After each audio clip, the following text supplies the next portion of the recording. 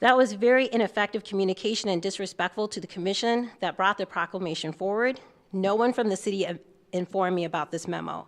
It is a 9-point memo of his personal beliefs that affect his public position as mayor can be taken as discriminatory and judgmental. It is a document that could be used to sway council members' votes. The change in the procedure, meaning writing a memo with instruction on how to handle the proclamation differently than any other submitted, coupled with the lack of communication, does appear to be a discriminatory action. I contacted the city attorney on Friday afternoon to discuss this and was referred to the document about the change in procedure that was passed back in December. In this document, I see nothing that addresses the mayor's ability to refuse to do his job, not sign an approved proclamation, or how he should instruct the council on their vote, or how he should or should not share his personal beliefs. Section 2C does state that normally there is a consultation with the submitter regarding any substantive changes.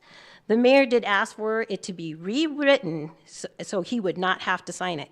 That is a substantive change, and we were not contacted. Section 4 does state that the mayor will sign past proclamations. Per the article in the paper this morning, council members stated that social issues should not be city business, and the HRC proclamation should not be public debate. The LGBTQIA+ community and the Pride Month is not a social club or a social issue. It is a group that is a protected class.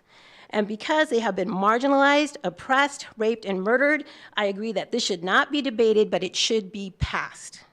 I believe that this is a very dangerous precedent for any future mayors or council person who may just decide to disregard procedure because of their personal beliefs and choose to ostracize, offend, and discriminate against any group of citizens they see fit. This is not about Christianity. This is about humanity.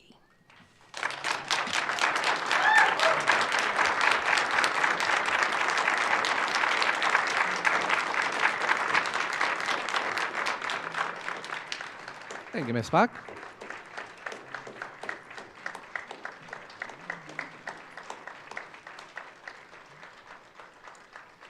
Would anyone else like to speak in public comment tonight? 5 minutes. Otherwise, we can wait until item 9 when it comes forward. Okay, so we'll do that. So no other public forum items tonight? Then I'll consider the public forum closed and take us over to staff updates. For Mr. Gaines, do you have any staff updates for us tonight? We have 2, Mr. Mayor. There'll be 2 public open houses coming for the public to attend. One will be at Public Safety, and the other will be here in City Hall. The City Hall will be next, right before the next council meeting on May 15th, from 4 to 6 p.m. To kind of show off the renovations that were done over the last year and a half, I think it was. I was going to say a couple of years. Seems a lot longer, but give the opportunity to the public to look at those. And then Director Birdie's going to go ahead and give us a brief update on the public safety open house. Okay, thank you. Director Birdie. All right, thank you, Mayor. So public safety next Tuesday from 4:30 to 7:30 p.m. We're having our spring open house. We just encourage people to park out on Bluebell or in the end of the Fairway lot. Fairway's providing food and chips, but everybody in the public's welcome to come and see the equipment, ask questions about public safety of our police and fire staff. And the Iowa State Patrol, Blackhawk County, our partners with Mercy One, and the UNI Police will also be there. So Tuesday night, May 9th, from 4:30 to 7:30 at our public safety facility. Okay, thank you. With that, if no other staff updates, then tonight, going to our special order of business, item 2 is a hearing on the proposed condemnation of property located at 1312 Clay Street. Is there a motion to receive and file proof of public? Second. Excuse me, there's not one. I skipped that, okay. Are there any written communications filed with the city clerk? I have no written communications on file, Mr. Mayor. Thank you, ma'am. Habit got me there. For oral comments tonight, we have Jamie Castle, our building official. So, Ms. Castle, the floor is yours. Thank you. Just give 1 second to get this open.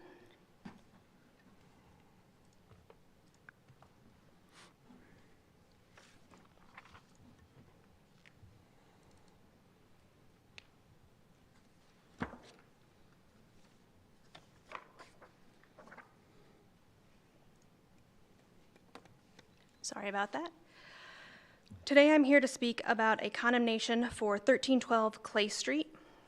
On March 4th of 2023, we had a condemnation committee inspection that was completed through administrative search warrant. I want to thank the council members who attended that meeting. We also had county health officers, code enforcement, and the fire chief at this inspection. Before we move into those inspection results, just a little bit about the past history of the property. In 2009, there was a nuisance violation regarding the disrepair of a back porch. The porch was removed in 2011 without proper reinstallation of a rear egress. In 2014, there was continued concerns about exterior maintenance. And then in 2020 and 2021, there were violations of illegal storage and debris on the property. The more recent history that actually brought it to our attention to have the condemnation committee inspection was on February 17th of 2023. Cedar Falls Utilities contacted law enforcement regarding a concern with the property and the high usage of water. They were unable to contact the property owner, and there was a concern about the excessive use. At that time, CFU and police went and found that the property was vacant and the pipe had burst in the basement, flooding the basement, and also hoarding was discovered when they entered the property. Public safety provided body cam footage to inspection services, leading to a call for the condemnation committee. When we did the inspection, we found on the exterior there is excessive debris and outside items stored. There were appliances, tires, bags of trash, etc. in the outside. In the left-hand picture, you can see where the porch was removed. New siding was added, but hopefully you can see in this picture there are no steps from that door, so it is not a proper egress. And then on the right, just a picture of the front. When we entered through the basement. At that time, we saw right away a significant amount of mold. The basement was very moldy. It had a very strong mildew scent, and everything continued to be damp. There was dripping water still from the flooding. As you can see here, there's extensive mold that would need to be removed.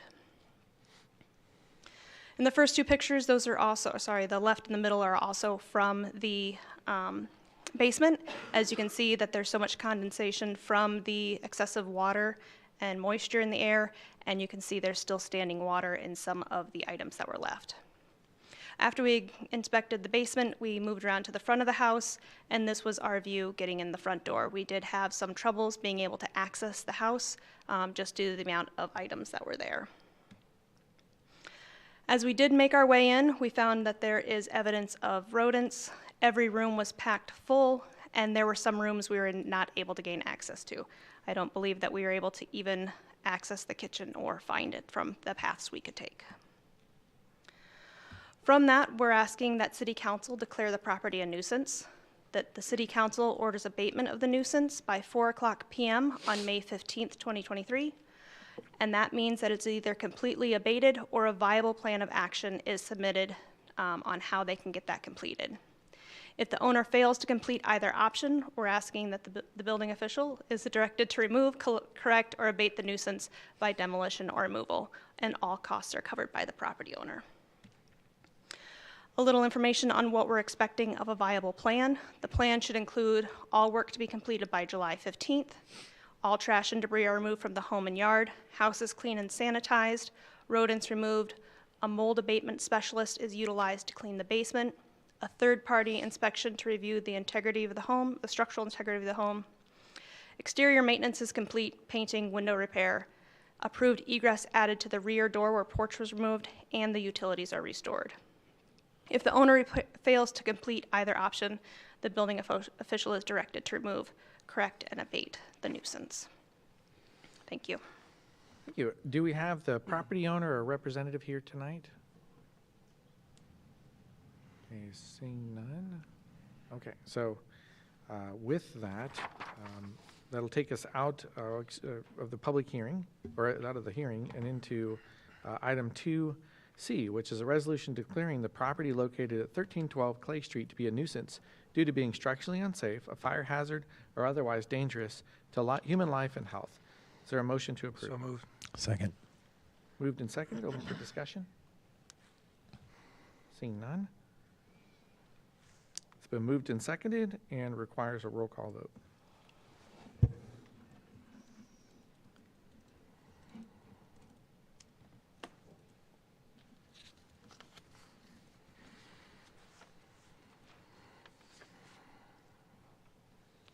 All voting aye, Mr. Mayor. Thank you, Madam Clerk. And then that takes us to Part 2D, which is the resolution ordering abatement of said nuisance by removal, repair, or demolition of the property located at 1312 Clay Street and requiring the owner of said property to abate said nuisance or submit a viable plan by May 15th, 2023. Is there a motion to approve? So moved. Second. It's been moved and seconded. Any discussion from council? Mr. Mayor, Yes, Councilor Ganfield. love to, if I could ask Mrs. Castle, what's the likelihood that somebody comes forward? The house looks like it would be a beautiful house if there was next of kin that wanted it. Is there any contact from anyone? We haven't had any contact. I do know that there were some neighbors that were caring for the yard at one point, and that's the only information that we have. We did send, we placed the administrative search warrant in the door, and we did mail to the house. In verifying the property, that was picked up, so there is somebody that is involved with the home, but they did not appear today, so I'm not 100% sure what investment they have in the home. So. Thank you. Mr. Mayor, Yes, Councilor Groot. did we look at the parcel report to see who's listed where the property tax bill is going to? It is going to that home. It is, okay. No other address, okay. Thank you. Anything else from council? Seeing none. So moved and seconded and requires a roll call vote.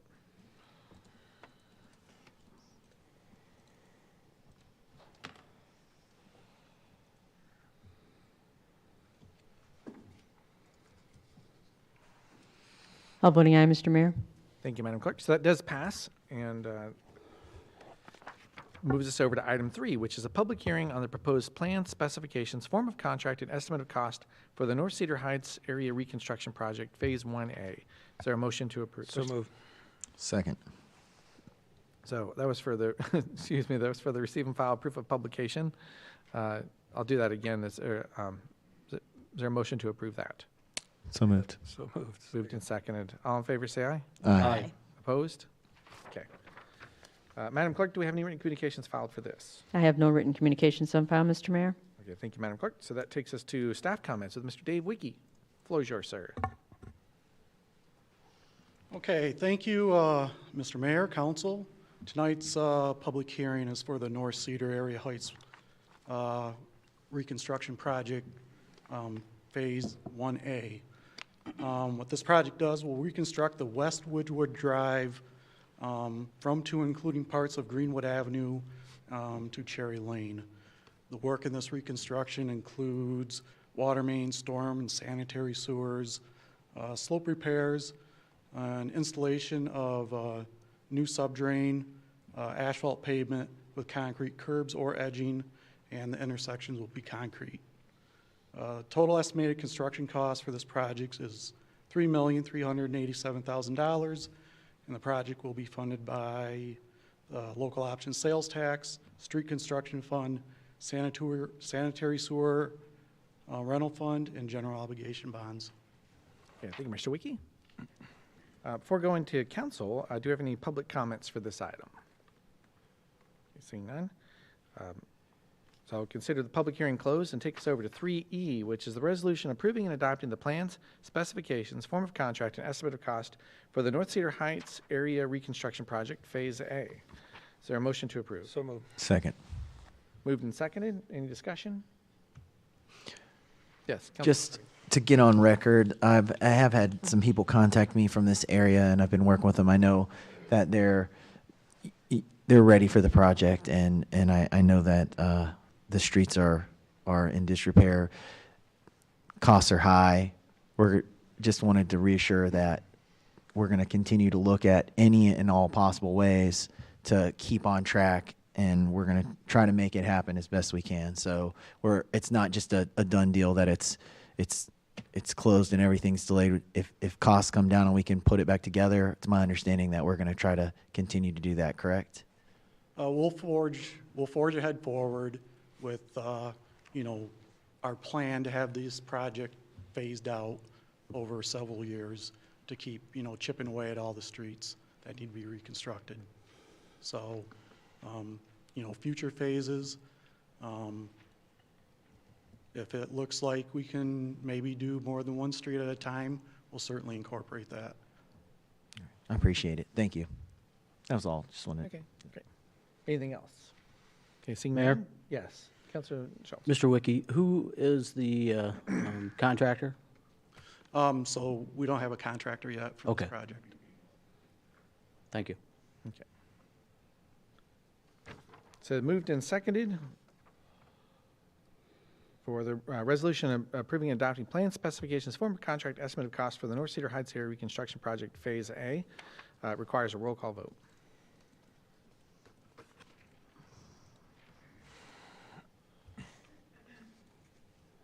All voting aye, Mr. Mayor. Thank you, Madam Clerk. Takes us out of the special order business and over into old business, where item 4 is passing ordinance 3026, amending Chapter 26 zoning of the Code of Ordinances relative to conditional use for adaptive reuse of defunct institutional buildings upon its third and final consideration. Motion to approve. Second.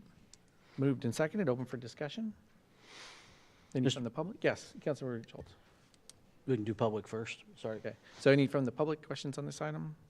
All right. Yes, Councilor Schultz. I just wanted to reiterate that, for the third reading, at first I was in favor, and then with discussion from some citizens, I had voted against this. Met again with those citizens as well as heard from many others, and I'm in favor of this. So, Okay, thank you. Any others from council? Okay, seeing none, then it's been moved and seconded to pass ordinance 3026, amending Chapter 26 zoning of the Code of Ordinances relative to conditional use for adaptive reuse of defunct institutional buildings upon its third and final consideration. Requires a roll call vote.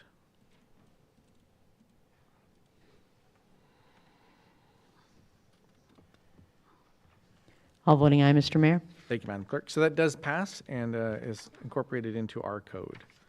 Item 5 is passing ordinance 3027, amending Chapter 26 zoning of the Code of Ordinances relative to signage for civic institutional uses in the downtown character district upon its second consideration. Is there a motion to approve it? So moved. Second. Moved and seconded. Council questions? Seeing none. Any comments, questions from the public on the item? Seeing none. Back to council. Okay, so moved and seconded and requires a roll call vote.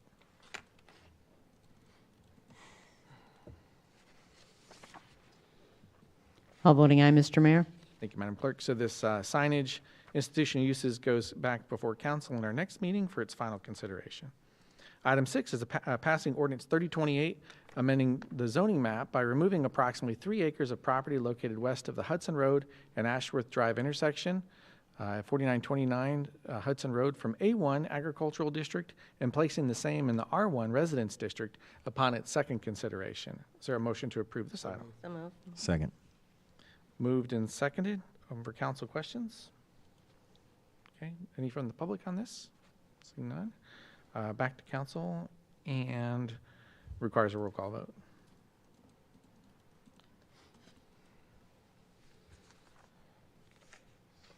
All voting aye, Mr. Mayor. Thank you, Madam Clerk. That takes us to 7, which is passing ordinance 3029, amending the zoning map by removing approximately 14.43 acres of property located north of the Black Hawk Park addition and west of Cypress Avenue from A1 Agricultural District and placing the same in the R2 Residence District upon its second consideration. Is there a motion to approve? So moved.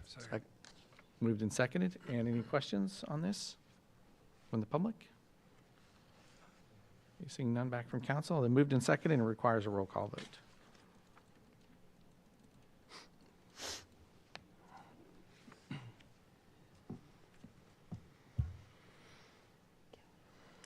Councilor Dunn? You don't have your vote yet. Sorry. All voting aye, Mr. Mayor. Thank you, Madam Clerk.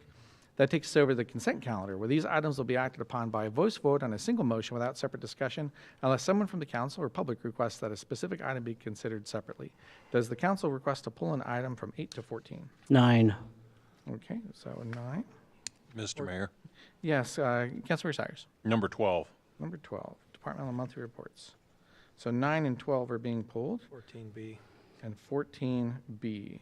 Okay, so D, okay.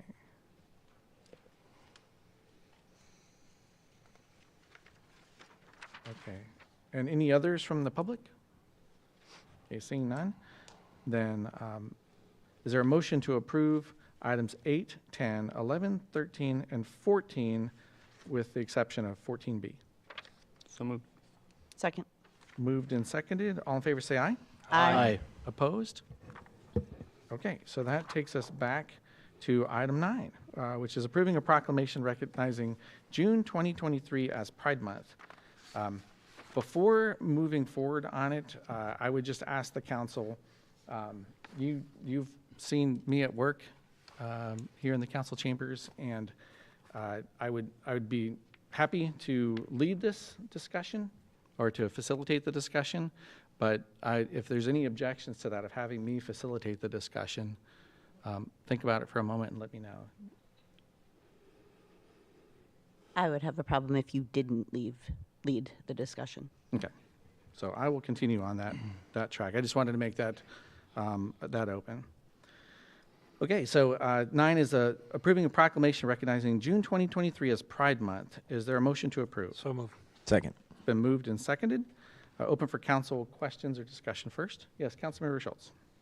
So I'd like to start off by revisiting the Pledge of Allegiance, the end there where we said liberty and justice for all, and no pun intended, but I would take pride in reading this proclamation, and I'll let the rest of the council speak. I have more to say, but that's where I am right now. Okay, thank you. Other questions, comments from council? Mr. Mayor, Yes, Councilmember Dunn. just a matter of me knowing, because I guess I'm a bit confused. What is, I know we voted to change the procedure in December, and I voted for that. What though is, and I'm not taking away from the speaker from earlier, but what is the procedure with what ends up on the special presentations and what goes to the consent calendar? Am I missing something in that? I just need to know for my own education. Sure. So in the policy, it says that typically the proclamations aren't going to be read in the council meetings, that it'll happen at some other event, some venue arranged with the petitioner. There are some cases where the public has requested to have it at the start of the meeting in special requests, and that's where Ms. Kliegel had asked a few weeks ago to have the Women's History Month proclamation read at the start of the council meeting. So we moved that item to the front of the meeting, we approved it, and then we read it right then. So it's a little bit different. Typically something like Jamaica Day or other events that we've had, it's just been read very similar to this, like standing committee meeting minutes or applications for alcohol licenses, and not read at the meeting. Okay, I still guess I'm still confused. What, other than the request by the folks, I guess I'm just confused as to, are people told that when they submit a proclamation that they can have that?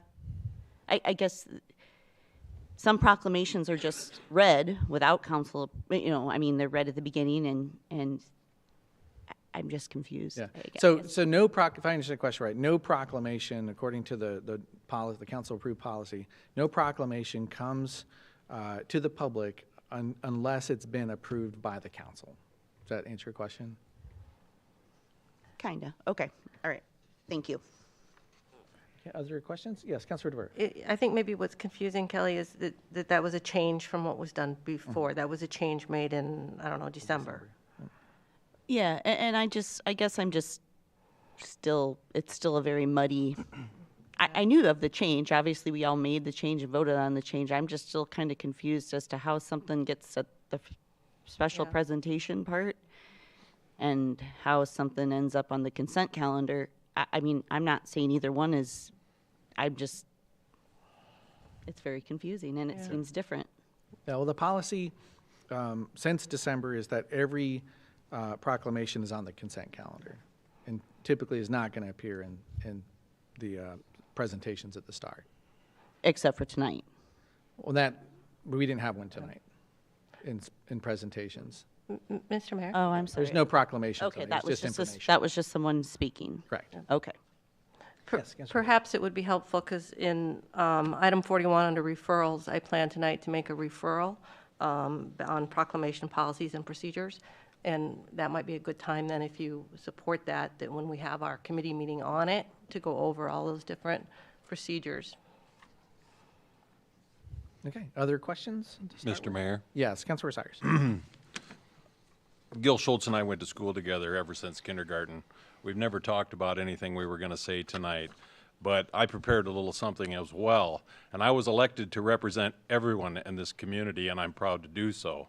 I believe everyone who chooses to live in Cedar Falls should feel welcomed and safe. I have always supported human rights and personal freedoms as granted in our U.S. Constitution. My beliefs haven't changed. It is the freedoms granted to us through the Constitution that makes us a great nation. I myself have always enjoyed the diversity in our community since I was just a kid. I will be voting in favor of this proclamation. Thank you. That's all.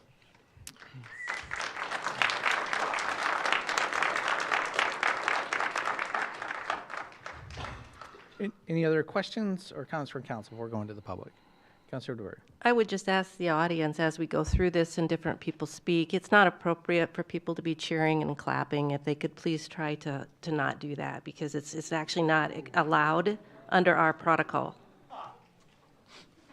It's not allowed. It's just trying to be nice to each other, because there may be some people speaking on one side and some on the other. So we'd really appreciate it if you could try to refrain from behavior that's not nice to the other side. Thank you, Councilor DeWert. So, and the issue here, let me just, big picture is this is a civics lab. Like, we're working together through issues. And we very much need you to be part of that. We need you to speak in the public comment section, provide your opinions. Once we get to that part, I'll be going pro-con for the item, just as we do typically for these kinds of issues. So as we do it, please provide respect to all speakers. I mean, it's extremely important that we do that, or we devolve into just chaos in here. And I'll have to take action if that does happen, for the sake of all speakers. Okay, thank you. Thank you, Councilmember DeBurr, for that. Anything else from the council for initial comment here? Or questions?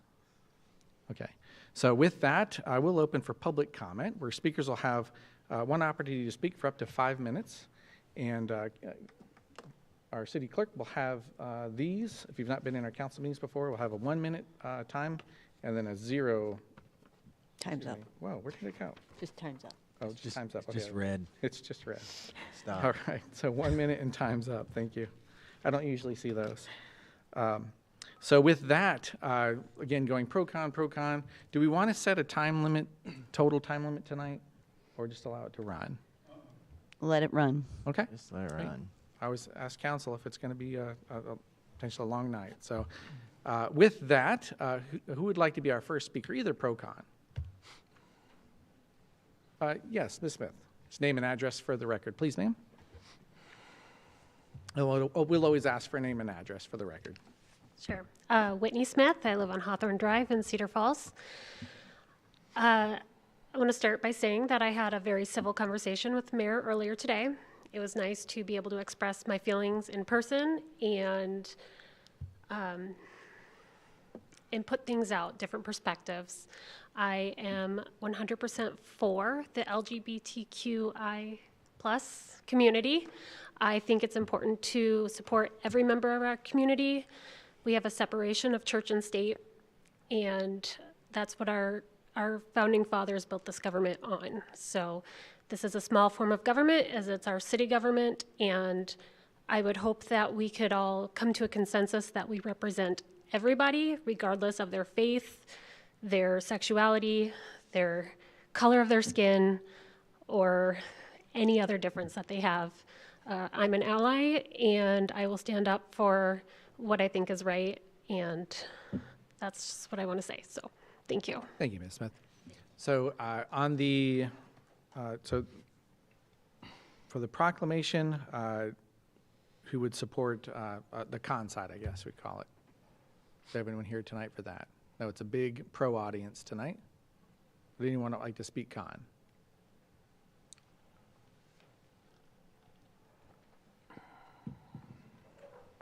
And I would just, haven't had anything happen, but I would just advise people, we're learning here as we go, and you will have the most opportunity to influence the other side through respect. So please show that respect. Yes, sir. Name and address for the record, please. My name is Forrest Dawkins, and I live on over in, sorry, I was a little nervous, 2213 Yorkshire Drive. And I'm thankful to be able to come and talk here. I'm thankful for all of you who work here and do a great job. So thank you for that. Also, I am thankful to be most of my adult life, I've lived in Cedar Falls. I went to UNI, got my bachelor's and my master's degree, and I've just really spent most of my life here as an adult, and so I'm really thankful for that. And yeah, I can see tonight that there are many people who are very passionate about this issue, and I too, as the first speaker who came up here, said want people to be respected. And so I do want people to be respected. And I want to show kindness to the LGBT community. That being said, I would like to ask the council to not officially promote Pride Month. I think that the community, when you, I guess I'm going to read a quote. Socrates said in the Republic, he says, what is honored in a country is cultivated. And so I see if the city votes for this, they are cultivating the LGBT community, giving them special honor. And while like I said, I want the community to be respected and honored, I don't think we should hold them in extra honor necessarily. But that being said, I want to make sure that people know that once again, I love my city, and I like that I can work side by side with people in this community without having to know whether somebody is a Republican or a Democrat or a Christian or bisexual or a different gender than I would have thought. I can smile at anyone walking down the sidewalk, no matter what they are wearing, without knowing how they voted or who they're sexually attracted to. Even if I see my neighbor put up signs that I disagree with, I'm still going to treat them right and help them when I can. And help, yeah. That being said, I do not think the city should be proclaiming Pride Month. It is a political issue, sadly, and will divide people. And that being said, I would be a bad neighbor if I did not warn that pride comes before the fall.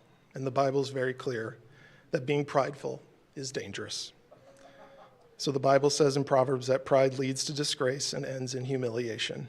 And so I hope that we can just live with respect and honor one another, no matter what they believe.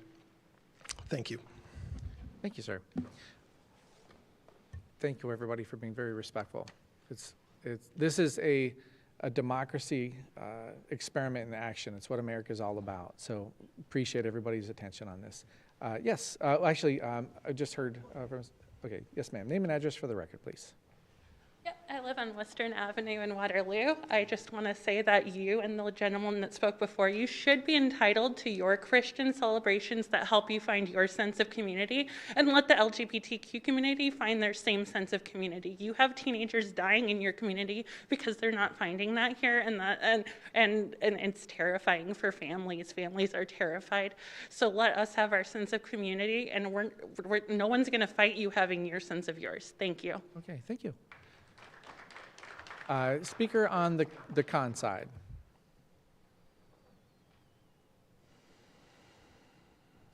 Okay, speaker on the pro side. Yes, Ms. Heston, please. Everyone's so polite. It's wonderful.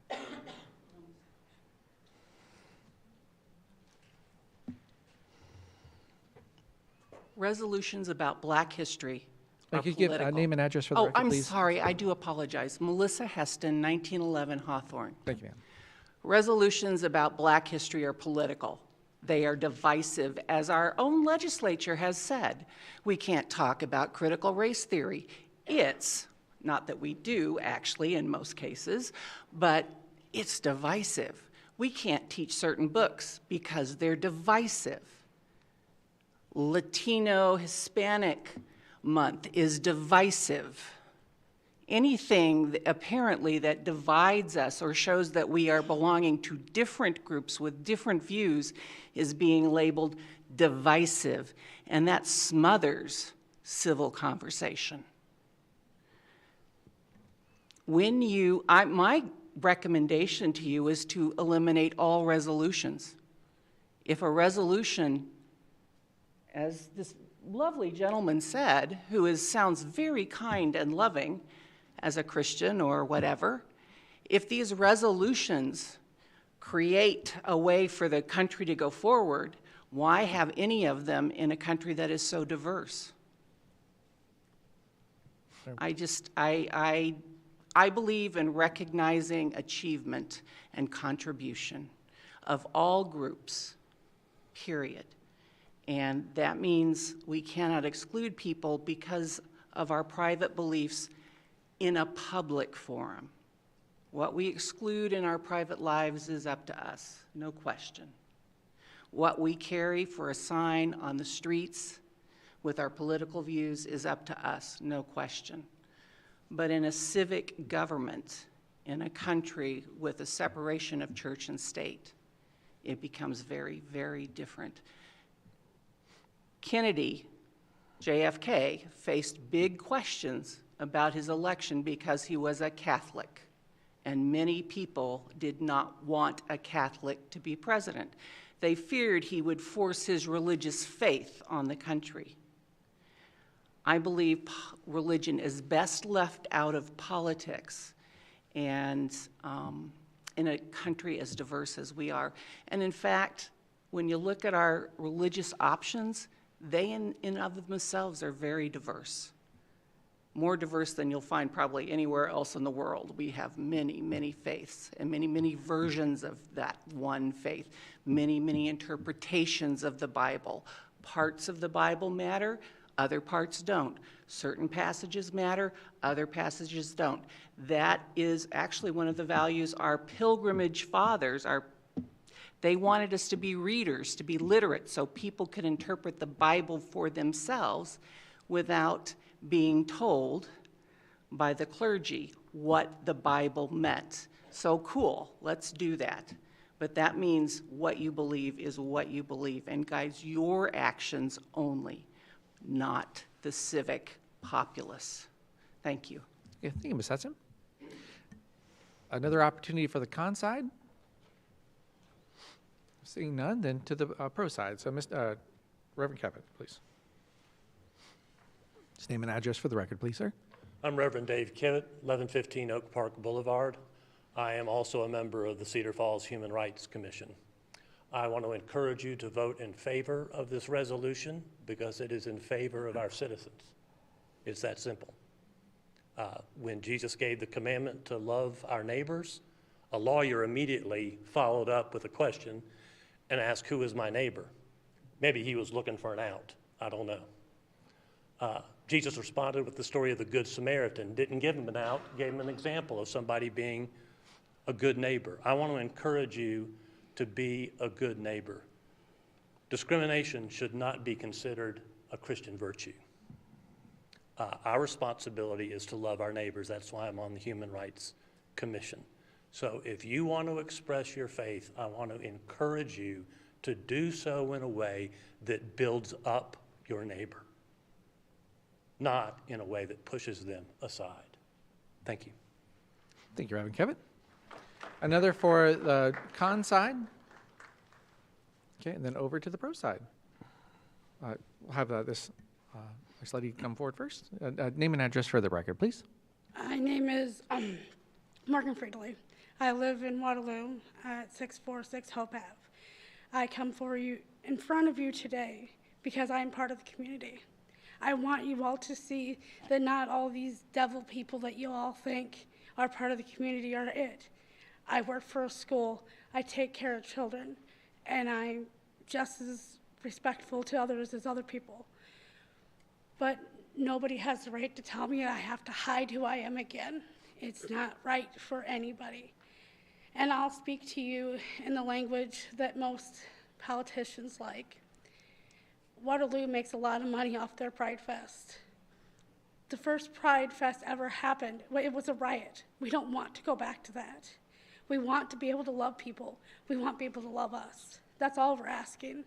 And it's a mighty good, easy way to make some money. Thank you.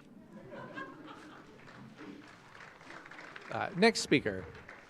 From the con side? And then from the pro side. Saw someone, yes, actually, you'll have to arm wrestle for it, I think. Okay. I'm older.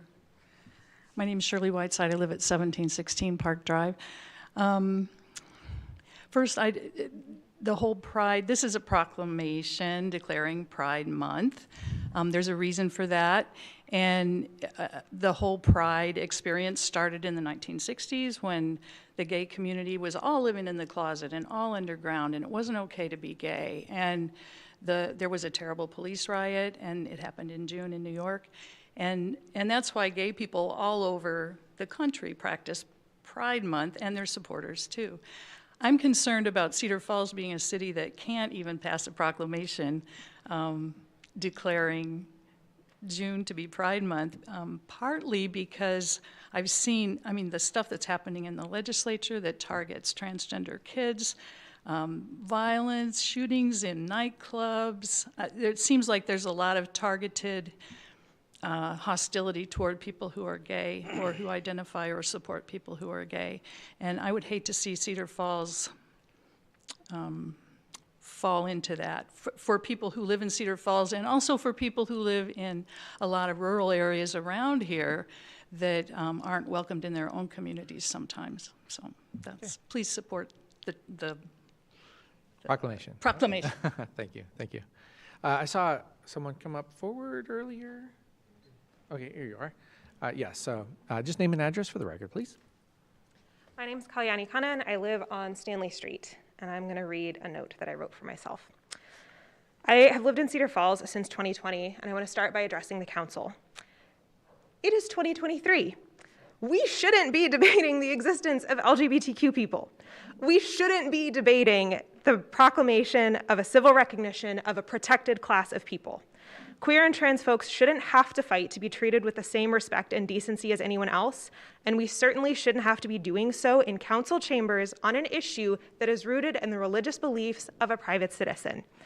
Pride Month is not a matter of ego or pride. It's a matter of recognition and celebration of a protected class, of proclaiming that our queer and trans neighbors are valued and welcomed as we so claim that they are.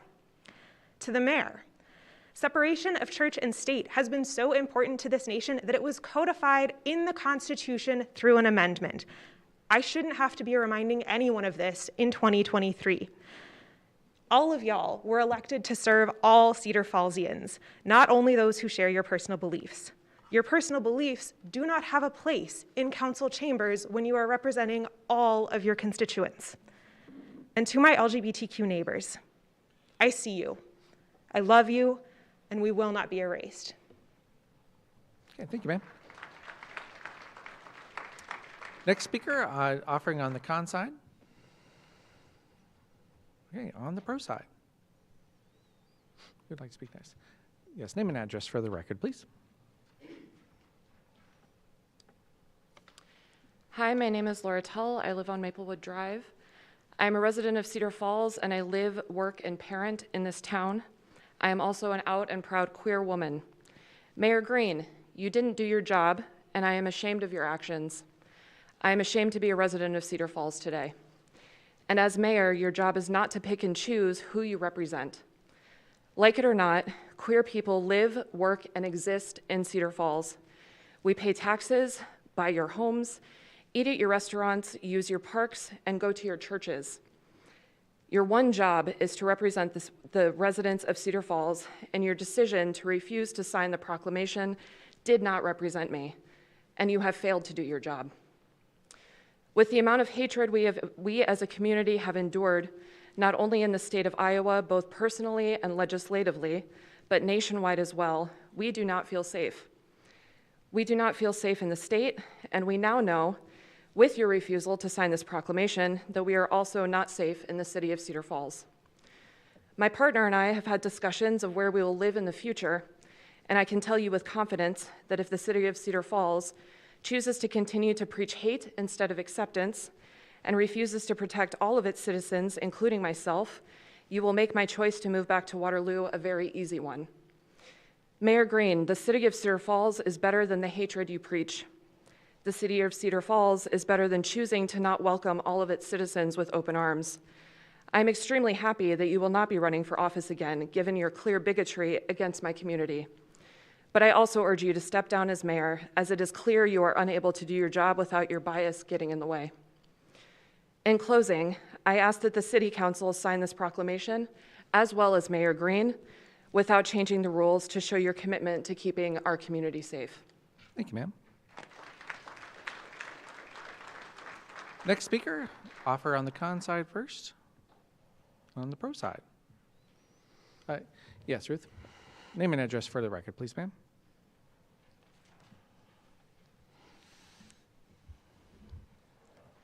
Well, I am like for the pro side. Yes, ma'am. The signature, it seemed to me, according to the rules, the council rules passed last winter, do not give the mayor a choice on it. It says shall. And I looked up, my impression, I'm not a lawyer, but I looked up Cornell Law website, says shall means it happens. It's not a permission kind of a choice. And so I think it's your duty to sign it. And you can look into that, you know, but to change the rules, it is really kind of derogatory. Although the memo was kind of peppered with things that looked like it was, you know, trying to be inclusive, the end result, if you don't sign it, is discriminatory. And as far as being a Christian, I mean, it's like people interpret biblical scripture all over the board. That's one of the reasons why the separation of church and state was written into the Constitution, and the Iowa Constitution too, from the beginning. Of course, most of the rest of the country already was kind of going that way by that time.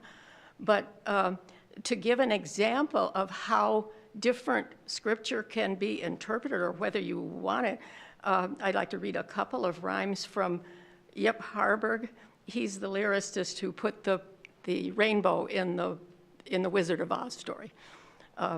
And he says, do unto others, love thy neighbor as thyself, hide that motive on the shelf, let it lie there, keep it idle, especially if you're suicidal. And then another one, realist, for what we are about to receive, O Lord, 'tis thee we thank, said the cannibal as he cut a slice of the missionary's shank. I mean, it's all ways to interpret. And in the First Amendment of the Constitution was interpreted, got the year here somewhere, Reynolds versus United States, a Supreme Court decision in 1878, in which Reynolds was a Mormon living in the territory of Utah. And Congress had made a federal law that the territories couldn't have bigamy. And it wasn't enforced for a while. But then once somebody came and enforced it, and Reynolds had multiple wives, and he fought it on First Amendment grounds, and lost. But I think that it's really important, the explanations that unanimous decision had. And it said, laws are made for the government of actions, and while they cannot interfere with mere religious belief and opinions, they may with practices. Suppose one believed that human sacrifices were a necessary part of religious worship. would it be seriously contended that the civil government under which he lived could not interfere to prevent a sacrifice? Or if a wife religiously believed it was her duty to burn herself upon the funeral pile of her dead husband, would it be beyond the power of the civil government to prevent her carrying a belief into practice? And then later in that, it says, can a man excuse his practices because of his religious belief? 1 minute To remaining. permit this would be to make the professed doctrines of religious belief superior to the law of the land, and in effect to permit every citizen to become a law unto himself. Government could exist only in name under such circumstances. I think it's important to respect that. Okay, thank you very much, Mr. Walker.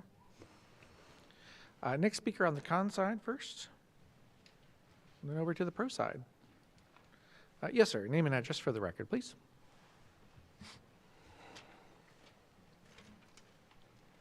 Hi, everyone. My name is Rick Henry. I live at 3003 Shady Lane here in Cedar Falls, and I don't need 5 minutes. I just want to say, first of all, Mayor Green, you inadvertently caused a real resurgence of the idea of social studies and brought out a lot of people that might not otherwise have been here. I do think your decision was wrong, and I hope you change it. I would like to ask you all, if you haven't already, to realize that there's a whole room back there with twice as many people here that you've brought out of the woodwork in order to talk about this. Your job is to support those people as well as the people that completely agree with you. And I'm really begging you to take your responsibility seriously and sign this thing, because that's your job. And you are not to impose your own religious beliefs, even in this kind of circuitous way that you are trying to do, upon these people. These are our neighbors. These are our children. These are part of our community. And if you're going to represent them all, you got to represent them all. Thanks, everyone. Thank you, Mr. Henry. Another speaker for the con side offering, and then to the pro side. Yes, name and address for the record, please.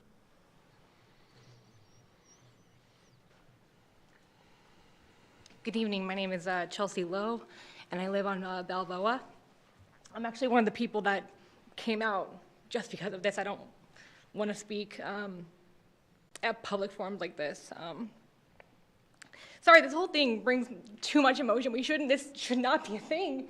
Like, we should not be here for this. Like, you were so irresponsible in that memo. Like, ultimately, I wrote a whole thing, and I would love to get to it, but ultimately it just comes down to this should not be up for discussion.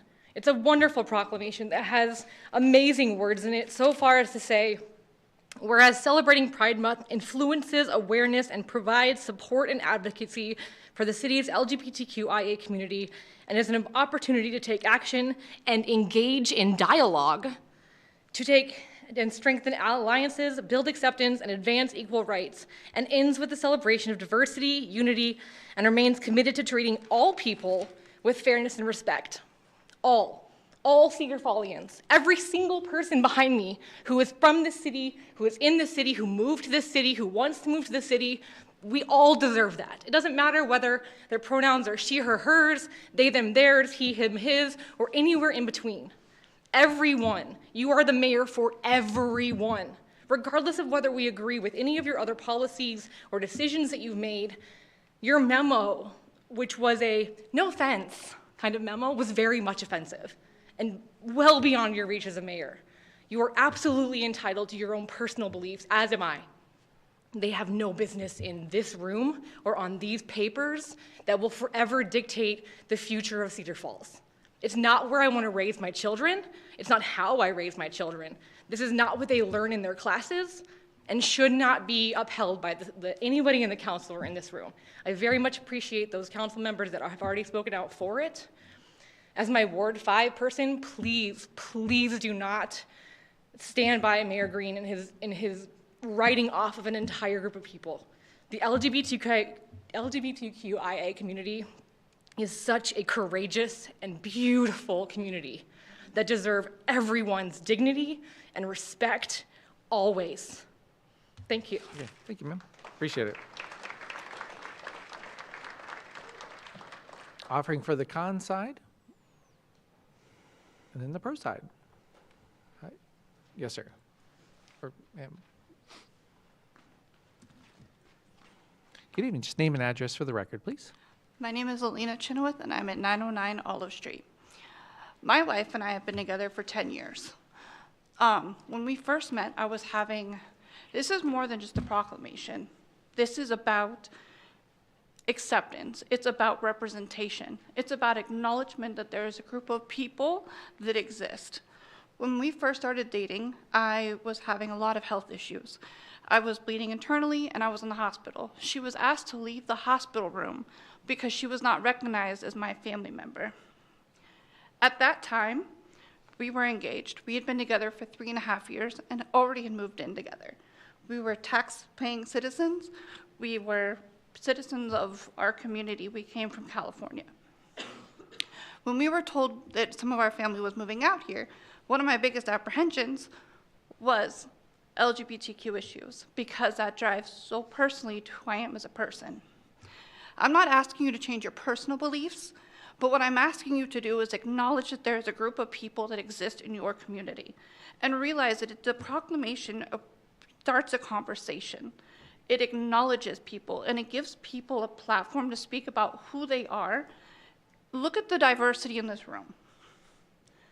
It's not just about the color of our skin or who we love. It's about accepting each other for who we are and our differences. And it comes also to the fact that my marriage is on the ballot every 4 years. I don't know if any of your guys' marriages are ever on the ballot every 4 years. I don't know. I'm not going to speak to that. But I will say that that does have a mental toll. There are young people who have taken their own lives, who have been kicked out of their homes because of what the Bible says. A book. A book. That is what parents are dictating their parenting schedules, their styles on, and kicking their children out of their homes. They have no place. So when they go to Pride, when they see the rainbow, when they see somebody else who represents who they are, that gives them hope. I didn't know that I was a lesbian until I was 18 years old. I knew I was different, but it wasn't until I started seeing things in my community that gave me a platform to speak and ask questions. If it's not comfortable for you, how do you think it is for us walking into a room? My wife and I walked into a restaurant, dropped our hands, and she looked at me and said, "We're just friends. We're just friends. I have a ring on my finger, just like every one of you."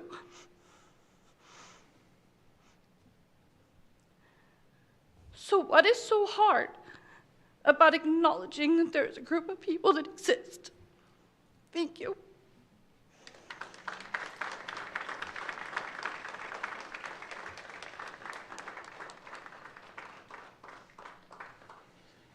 Okay, another opportunity for the con side, for the pro side. Yes, Mr. Schraffenberger. Name and address for the record, please, sir. Oh, Rob, you know where I live. I'm Jeremy Schraffenberger. I live at 519 Iowa Street, just around the corner from you, Rob. And I mention that because you and I have spent a lot of time together. We've socialized. We've had beers at picnics a lot. Our Not neighborhood. beers. Oh, well, yeah. Root beer. Root beer. I've had beers. Sorry to speak for the mayor. And that's great. That's a great neighborhood tradition that we have. We get together every summer. We've lived in this neighborhood for nearly 15 years. This is a tradition I think you value probably as a microcosm of what you want Cedar Falls to be. And yet, this statement, this proclamation, I think, has changed utterly my sense of safety for my family and my friends. I don't feel safe at our community neighborhood anymore. I don't, because you will be at that picnic. I don't feel safe. And I don't want my children exposed to that kind of hate. Now listen, I haven't prepared a speech, but you all know you have to pass this proclamation. There are a ton of people outside. If you don't, do you think they're going to forget that you voted no? I don't think so. These people are motivated. And they're mobilized. Just at the last second, people heard about this. I got to show up for this. So you're going to vote for this. I know you will. And if you vote no and everyone else votes yes, we're going to keep score. I appreciate Dave, you saying this is what we should do, because we should. Rob, I just want to say face to face, I'm ashamed of you, and I think you should resign. I do not think that your Christian faith should be on the table with your public duties. If it gets in the way, you do not belong in the mayor's office. I also just want to say, Socrates, he was sentenced to death. He was charged with corruption of youth, which was euphemism for homosexuality.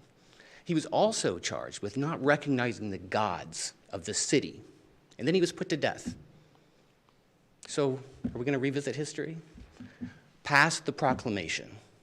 Thank you. Mr. Schoppenberg.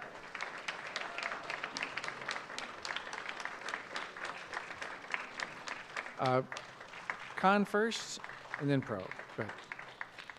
Yes, go ahead. Hi, I'm Byron Plumley. I live at 1716 Park Drive, Cedar Falls. One of the things I really like about the United States is we're a tapestry. And if you can imagine a tapestry, it's woven with all colors, all stripes, all kinds, and it's beautiful. And so the diversity that we celebrate when we celebrate diversity is marvelous. And it gives us keen insight into a richness that we would not have otherwise. And so we celebrate Black History Month. We celebrate Women's History Month. We celebrate Cinco de Mayo. I love Cinco de Mayo, not just because I like margaritas, but hey, all right. So this diversity is something for us to enjoy and learn from. And so each time we dive into the diversity that is part of our society, we gain insight. And so I come from an urban setting, and here I am in Iowa farm country. Wow, that's diversity. And I'm going to learn a great deal about Iowa farming. So, if we're going to accept one another, and we're going to do that in the most beautiful way, the only solution is love. We have to ask ourselves, what is in my heart, and will it allow me to love the diversity that we're part of? The only solution is love. Thank you, sir.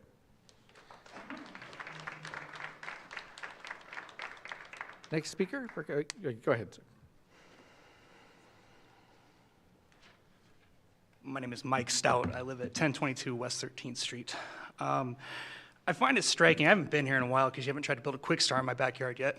Because that was the last time I was here. So you got me mobilized again, so I appreciate that, Mr. Mayor. I find it striking when you walk in that door, there's a timeline painted. Starts at 1840, it goes to 1960. There are blank spots that go all the way to 2040. Man, that memo you dropped, that's from 1960. You should be ashamed. I'm 36 years old, so that means that I was 11 years old when Matthew Shepard was killed.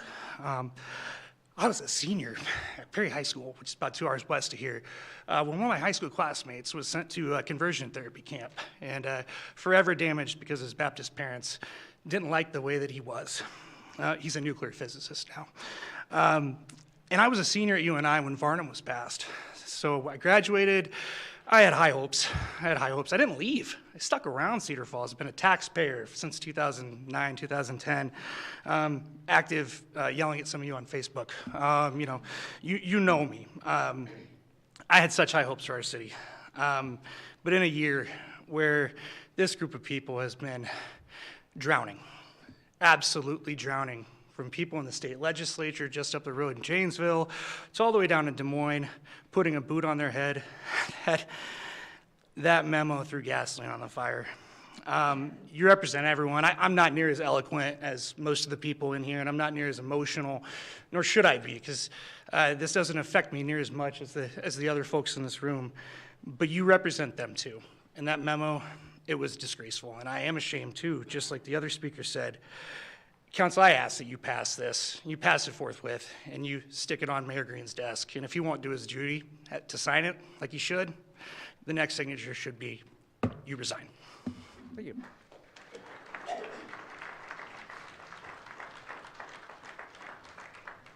Speaker Khan? Any Speaker Pro? Yes, sir. Name and address for the record, please. I'm Jim Young. I live at 5225 North Drive. Thank you for the comment about justice for all. I'm at an age, I've lived in this town for almost 40 years. And I'm at the point in my life where I wonder, where do I live that's safe and welcoming? Because Iowa right now is not.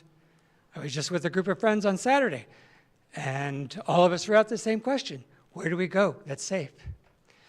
This resolution, your stance, Mayor Green, is a statement saying that Cedar Falls is not a safe place.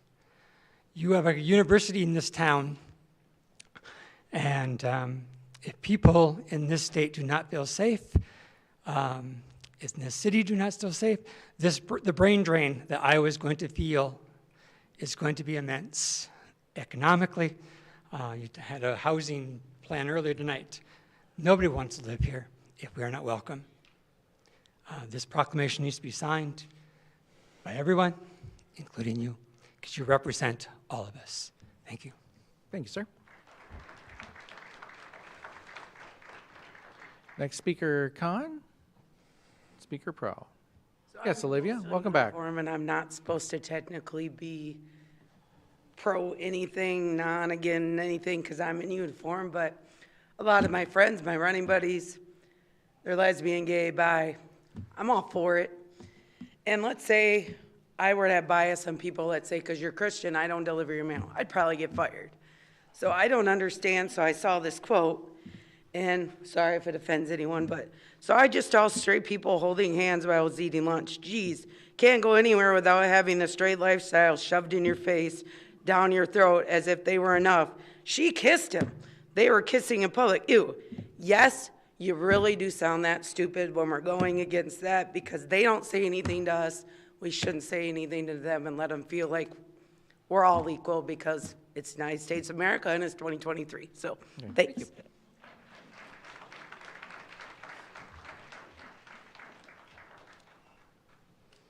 Next speaker.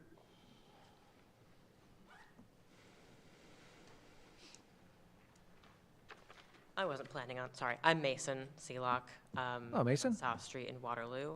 I was a resident of Cedar Falls for 6 years while I attended UNI and worked in town for a while. And many of my best friends and people I consider to be my family are still Cedar Falls residents, and I care about them greatly. And most of them are in the LGBTQ community. And I am too. I'm a transgender individual.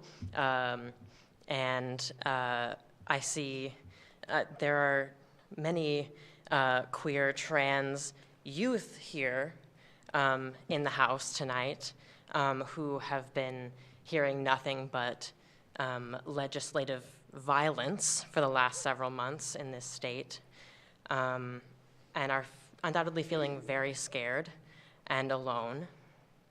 And as a trans adult, while the Iowa government and the US government isn't necessarily directly attacking my life at the moment, it's very clear that that's what they're, that's the direction things are heading in right now.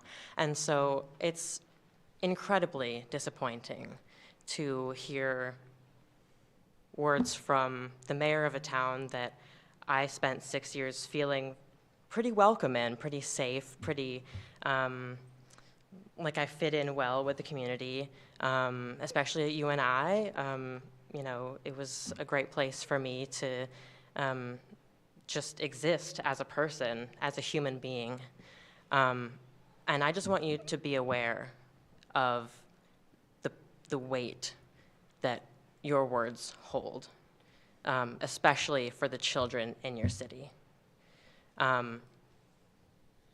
It's incredibly scary to hear those words come out of the mouth or out of the pen of a government official, because when it comes out of your mouth, it encourages it to come out of the mouths of everybody else who maybe feels that way even more strongly and undoubtedly more hatefully. And I would like to think that you're not a hateful person, Mayor. But there are lots of people out there who are. And I think that when you say things like what you've said, it inflames people who are going to be hateful and violent. And so I would really encourage you to sign the proclamation. Because I think the people in your city, especially the trans kids in your city, deserve to feel safe and welcome and appreciated by someone that they're supposed to look up to. Thanks. Thank you, Mason.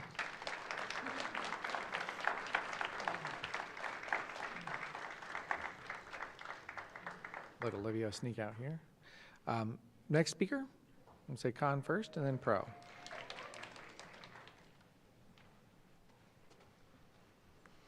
Hi, everyone. I'm Sam Blatt. I live in Waterloo, but I was a resident when I attended UNI from 2014, and that's where I grew to be a young adult when I attended there, and I was proud to be on the executive board of UNI Proud and in student government for LGBTQ affairs. I graduated in 2017, and I lived until May of 2020 here in Cedar Falls, and I still live in the Cedar Valley. I'm a commissioner on the Waterloo Human Rights Commission, and I just wanted to take a brief moment to thank everybody who's supporting this, and especially the people who are on the commission of the Cedar Falls Human Rights Commission for bringing this proclamation about on their committee and supporting the people in the Cedar Falls community. So that's all I had to say. Thank you. Hi, Sam. Thank you very much, Sam. Next commenter. Arm wrestle for it. Okay, so go ahead. Sherry Huber-Otting. I live on Iowa Street, not too far from Jeremy. I'm here. I'm talking today as I really appreciated, Dave, your comments as a person of faith, and I'm here as a person of faith right now. That's the role I'm doing, and I've lived in Cedar Falls since I came to UNI. And I stayed. I came here to UNI and I stayed, and I've been very proud of the city. I enjoy working here, living here, and a lot of people have these shirts on, and I'm a Unitarian Universalist, and I just want to come as a person, again, of faith that is very deeply believes in some principles that we have. The inherent worth and dignity of every single person. We believe in justice, equity, and compassion in human relations, the right of conscience and the use of the democratic process, and the goal of world community, where everyone is seen as equal, everyone is seen as valuable. I would really love to think that this city can pass this proclamation. It seems like a no-brainer to me, to pass it and sign it. And I know some people on the board and other people sitting here, and the ones who are voting on this, I urge you to please vote on this. It's the right thing to do. Thanks. Next commenter.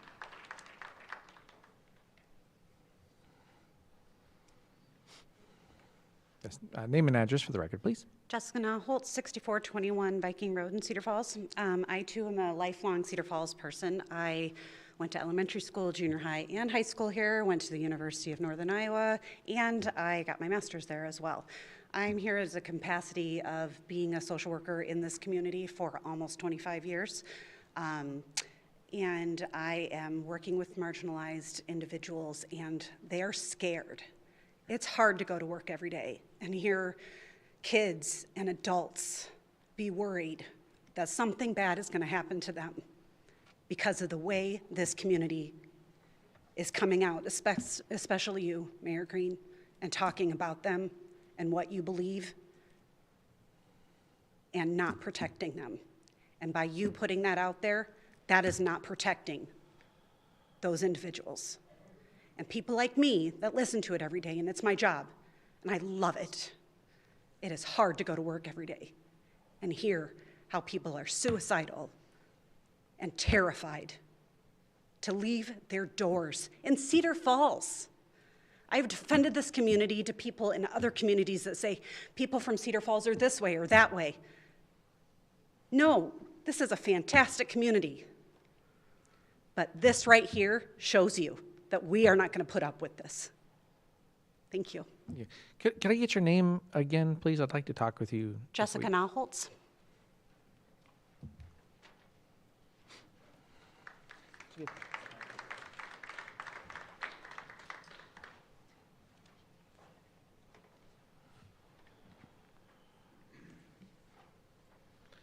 Yes, sir. Name and address for the record, please. Name is Seth Chadwick, and address is 1410 Clay Street.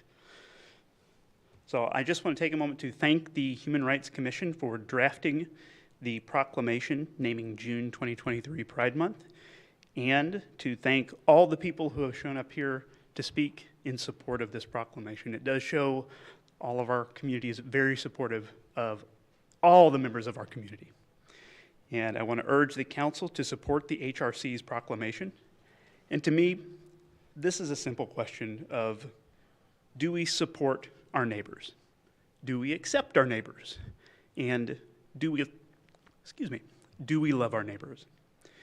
And this proclamation is a small way to say, and I'm going to throw a quote in here too, because other people have, from Mr. Rogers, that, as he says, I like you just the way you are.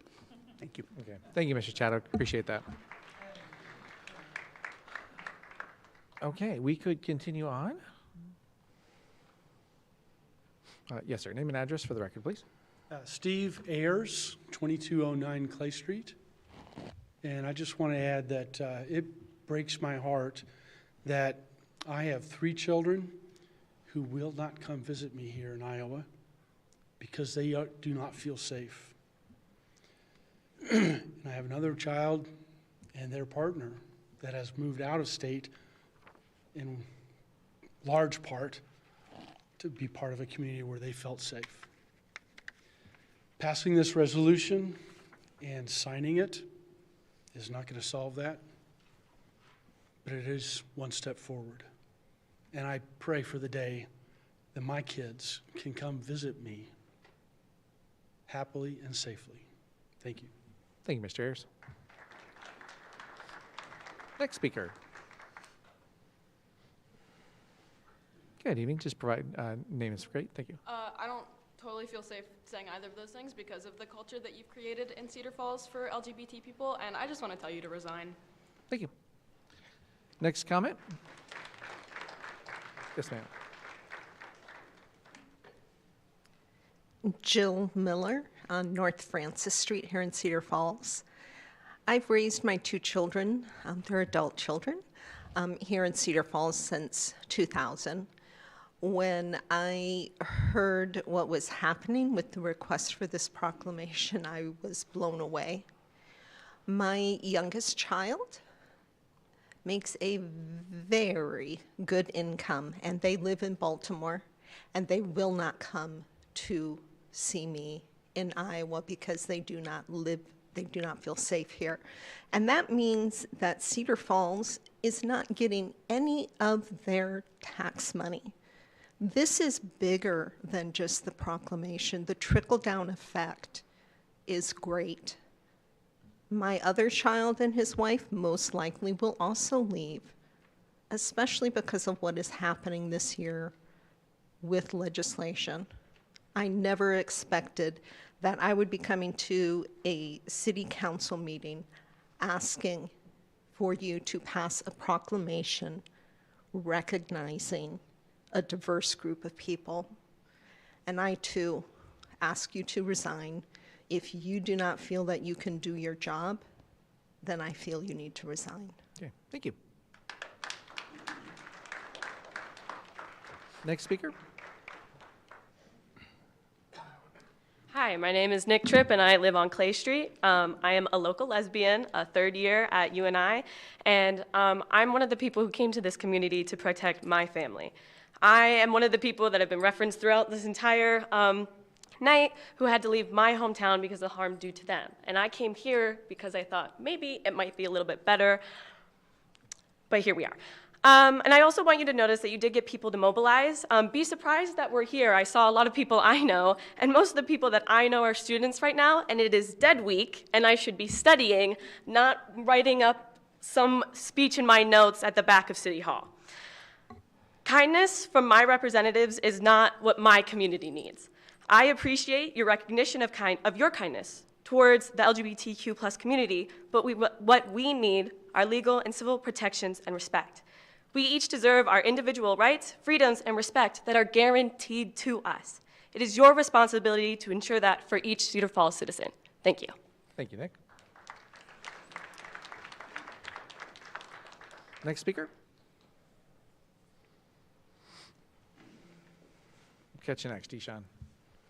Yes, ma'am. Name and address for the record, please. Judy Myers, 1408 Quail Ridge Road.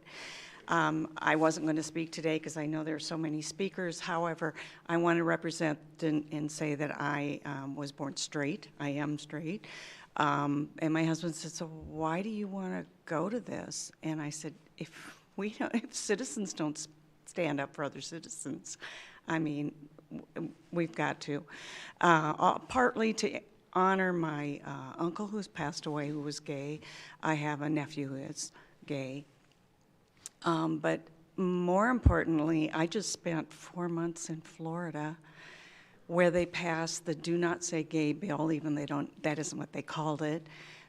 So I would say gay every day. But you couldn't, I mean, you didn't feel safe to go out and speak about it, or sometimes you used to have signs for different things in Florida, but now you can take your gun to work day. They've passed that too. So I come back and this is kind of the first thing I've seen about the proclamation, and it's just wrong. So I do ask the council to pass the proclamation. I do hope you sign it. It's the right thing to do, and straight people feel that way too. Thank you, Mrs. Myers.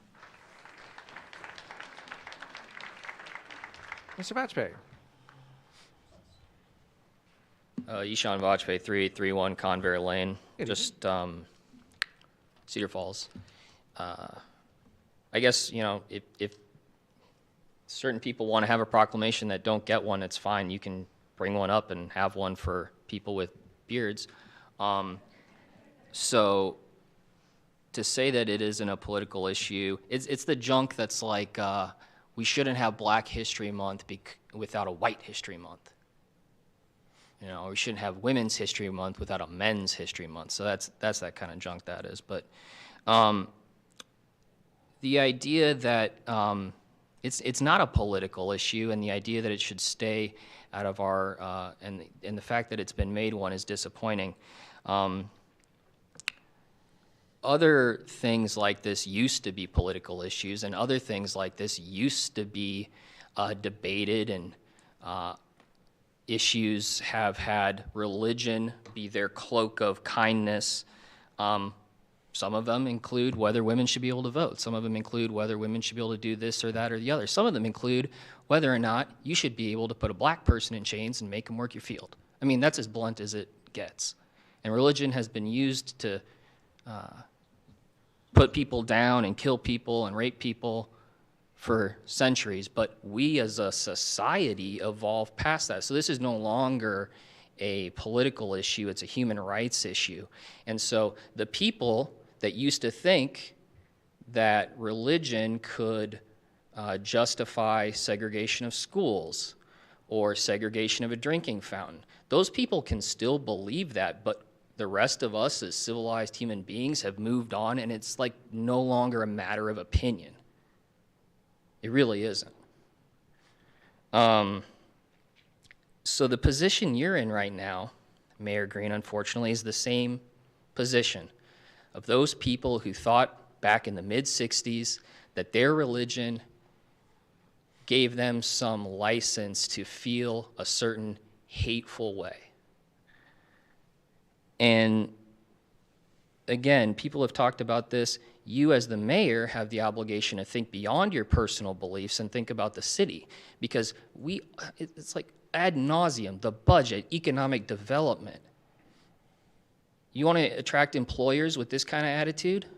You want to attract college students with this kind of attitude? I was trying to think, okay, so if it's a political issue, the reddest city in the reddest state in the country shouldn't have an LGBTQIA proclamation. But guess what? It's Cheyenne, Wyoming, and they do. That shows that it's not a political issue. It's a human rights issue. You give me too much time on my phone to research, and that's what happens. 54 years this has been an event in this country. And I think this is the problem. There are a lot of people in this room that do not wish to go back into a time machine to the year 1965 or the year 1960. It'd be detrimental to their health or their safety. Maybe the problem is if you went back into a time machine in 1960, you'd be just fine. And I think that's the problem, is you're operating from an absolute position of zero empathy, because you aren't thinking about how it makes a gay person feel when the figurehead of their city says, I can't even have my name near an event. I can't have my name near a piece of paper that proclaims that it's okay for you to feel prideful about a personality characteristic of yours. Let's scratch the funding for the Arch to welcome people to Main Street and spend it on some sensitivity training.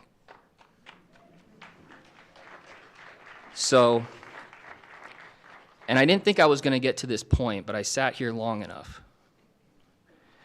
With the same mind and heart that caused you to weep at past racial injustices when talking about redlining, remember that you will be judged by history the same way we now judge those who segregated this city to that extent, because that's how far behind you are, and you still have a few more speakers worth of time to change your mind and save yourself that disgrace. And I've given you money for your political campaigns, and I put your sign in my yard, and again, I didn't think I was going to get to this, but you are unqualified to continue to be the mayor of this city. And I can't believe that anyone in this city would continue to feel comfortable working under you. Because what if they're gay? What if they're part of this community? And you basically, you didn't say it in your memo, but let's read a little bit deeper. You're judging their lifestyle, you're judging what they do in their bedroom, you're judging their marriage, and you're judging it negatively. You think poorly of their marriage. You judge their marriage. And why should anyone work for you? And they shouldn't. That's why you should quit. Thank you, Mr. Vachman. Yes, please come forward. Good evening, Council and Mr. Mayor. Nate Gruber, Maryhill Drive. I'm speaking as a private citizen, but like you, I am an elected official here in Cedar Falls on the Cedar Falls School Board. I also serve on the district's equity committee. And one thing that was mentioned by a previous speaker that I wanted to build upon. Inaction on this proclamation is counterproductive to the efforts that the district and the equity committee, which are both committed to doing all we can to create a safe environment in our schools where every student feels safe, supported, and heard. Our success in continually creating this environment is heavily influenced by factors outside of our school buildings, including the larger Cedar Falls community. I urge the council to pass the proclamation. I urge Mayor Green to sign the proclamation as well, because our children are watching and they are learning. Thank you. Thank you, Mr. Gruber.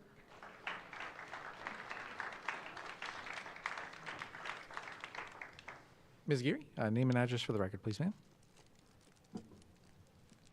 Andrea Geary.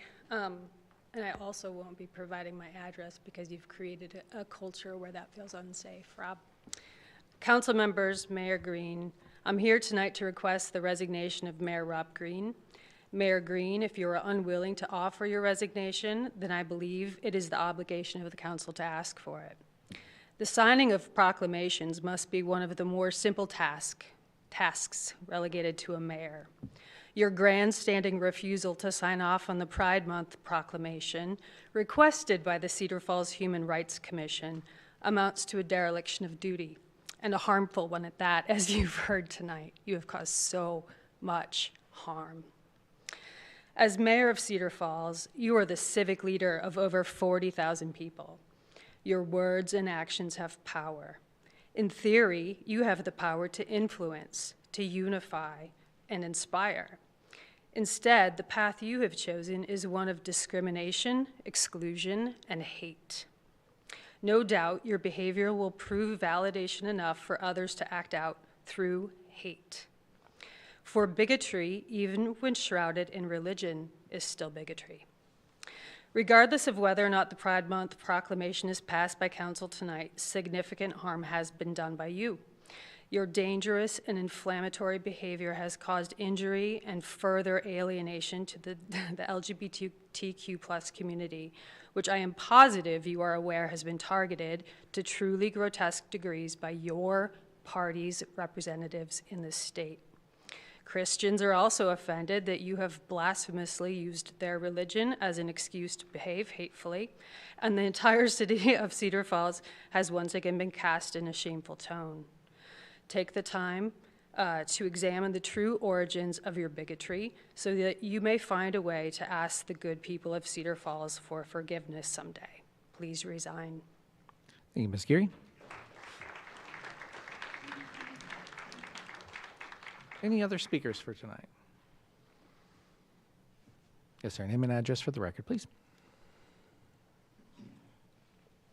Hi, my name is Alan Slaughter, 1616 South Forest Road. Hey, Mr. Slaughter. Wasn't planning on speaking tonight, but somebody mentioned earlier that things should be said face-to-face and not just in social media, so I'll address what I said to you in social media today. I'm sadly disappointed in your stance. I'm disappointed that you have chosen not to employ the separation of church and state and have decided to allow your personal beliefs to supersede your role as mayor to serve all of your constituents, not just those that share your faith or your version of your faith. Are there any other issues that your faith may hinder your ability to do your job as mayor? If so, then you need to consider stepping down. Up until this point, I've respected and admired you as a leader of the city. But if you're unwilling or unable to be a public servant to all, then you're not worthy to be a public servant to any. I'm a cis white male. I grew up in a conservative Southern Baptist church in Georgia. I'm also the father of a trans teenager. And with everything else going on in Iowa, I wasn't sure what that was going to look like for her. And I hate to say that when I found out a couple of weeks ago that she was accepted to be a foreign exchange student to Germany, that I was relieved that she would not have to face her final school year here and whatever else the legislation or any other people that decide to rule over her life deem is appropriate for her. Germany is a place that she feels safer than Iowa in the United States. That shows how far they've progressed and how much further we still have to come. Mayor, there are legal definitions of marriage, and there's the church definition of marriage. Those aren't mutually exclusive. You can have your belief, but it is not your place as an elected official to impose that on other people. Thank you. Thank you, Mr. Slaughter.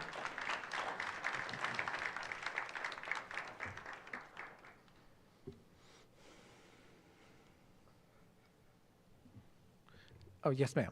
Name and address for the record, please. Again, Sonia Liebach, I'm not giving my address.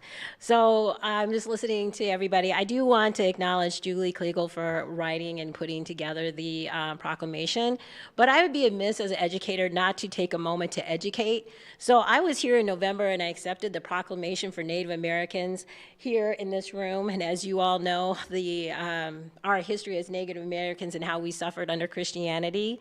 But Mayor Green, you and I talked about Native Americans before, and I know you're quite passionate about that issue, but I do have to let you know that when you issued that proclamation to honor my people, you did not write in that proclamation to exclude the two spirits, and my culture believes in two spirits. And this is what this is also recognizing two spirits. So Mayor Green, you have already signed a proclamation that endorses two spirits.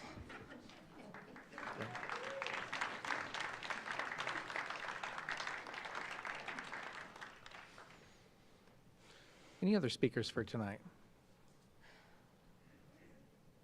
Okay, last call. All right, closing the public comment portion of this then. Oh, one more, okay. Tyler O'Brien, Olive Street, Cedar Falls. Evening, Mr. O'Brien. Good evening. I wasn't prepared to do this, but so many of my neighbors and colleagues and friends here have supported this, and I wanted to put in a couple of cents as well. Thank you. And like a previous speaker, I've done some research while I've been sitting out there as well. And knowing you as a neighbor of mine from like 3 or 4 houses down the street, we have been what I thought were friends. And your opinions that have come out in this memo have challenged my opinion now.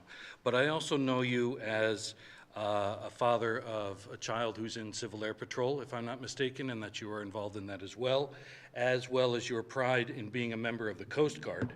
And so I looked up some of the information about that just to show you the support that those organizations have for countering your argument. If you mind, CAP, the Civil Air Patrol, offers a safe, fun environment for all cadets and their adult leaders. Participation in CAP activities is always voluntary. Nobody's ever required to participate. We do our best to work with families to make reasonable accommodations for the lodging requests when practical. And it goes on, but I'd like to point out that the Coast Guard, of which you are a member, if I am not mistaken, commemorates LGBTQ+ Pride Month. The Coast Guard commemorates this Pride Month in June, what began as observance of the anniversary of the 1969 Stonewall Uprising for gay rights in New York City has grown into a nationwide celebration.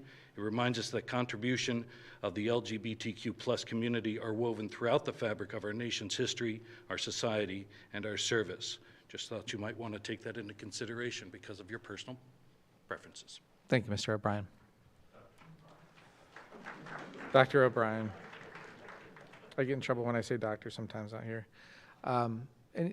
Yes, go ahead.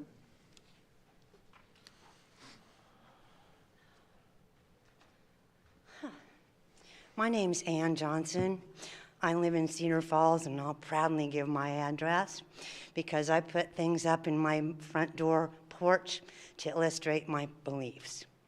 And the one quote that I have right now is one I found in my mother's collection of quotes.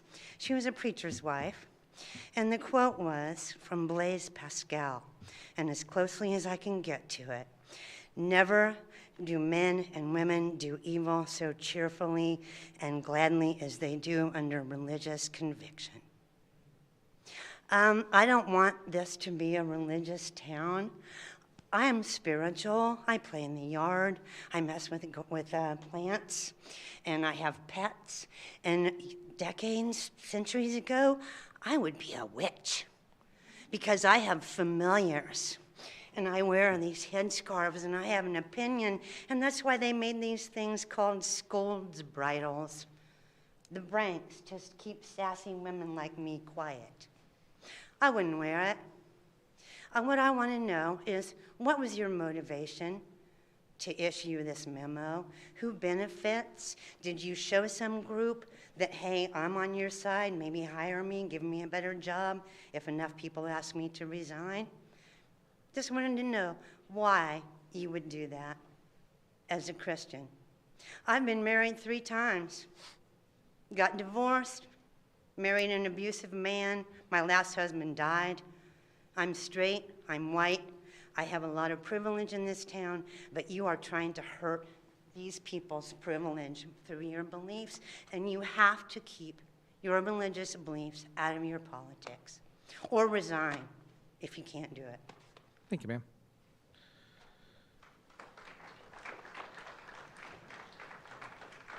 Yes, please. Name and address for the record, or if you prefer not to. Yeah, so 1013 Western Avenue in Waterloo, Iowa. So my name is Mitchell. I've actually lived in Cedar Falls from when I was born, and then off and on for basically over 28 years before I eventually moved to Waterloo.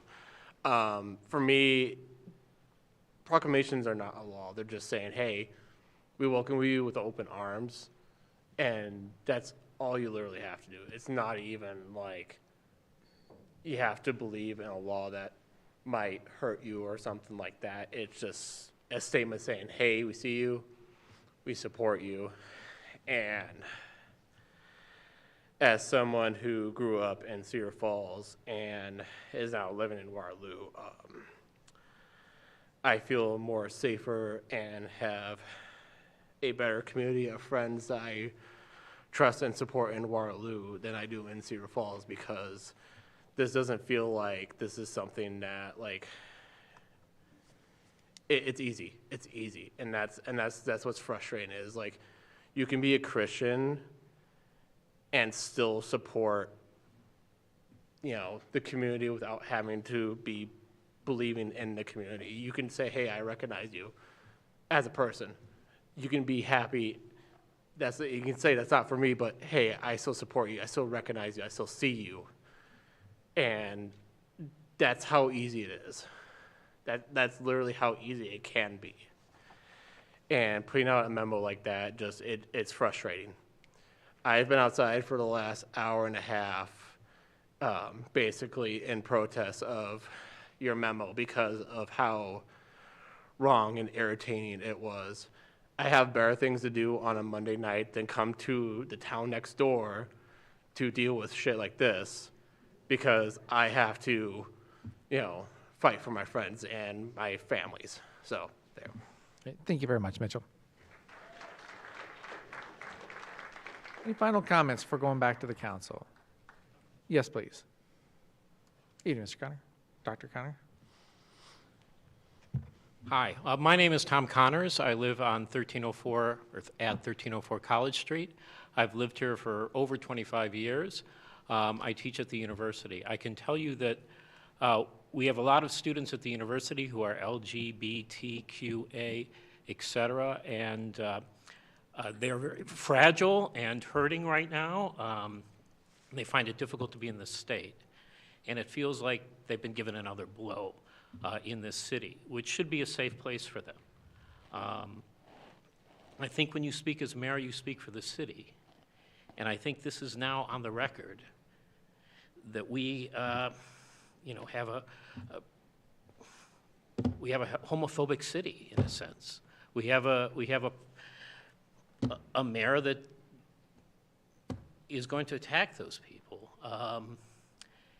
And anybody who looks for Cedar Falls and LGBT, this is what's going to come up now for years. So I think this has done a lot of damage. I think it's done damage to the university. It's going to be harder for us to recruit people as faculty, to recruit people as students, and I think it makes it harder for the city to attract good jobs, to attract technical jobs. So I hope you'll rethink this. You know, I've supported you as mayor. I think you've done a good job so far, but I don't know exactly how to fix this. I hope you guys find a way. Thank you. Thank you, Dr. Connor. Yes, good evening. Hello. Sarah Lauby. I live under the Troll Bridge down by the river. Thank you for giving us the opportunity to speak here There are tonight. 3 bridges. The Troll Bridge. The Troll Bridge, okay. I'm an educator in the Cedar Valley and got the chance to cultivate critical thinking skills.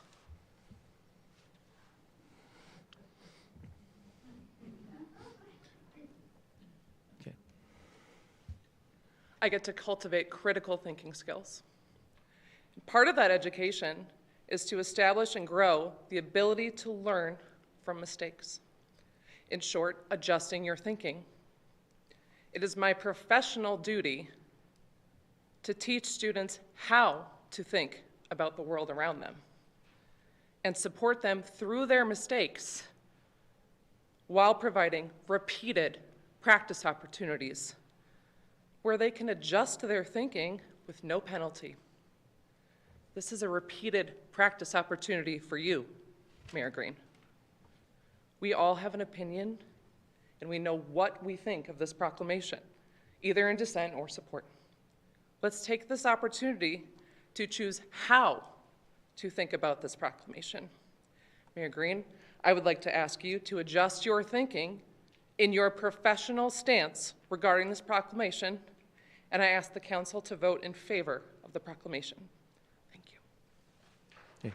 Thank you very much, Sarah. Any last speakers tonight?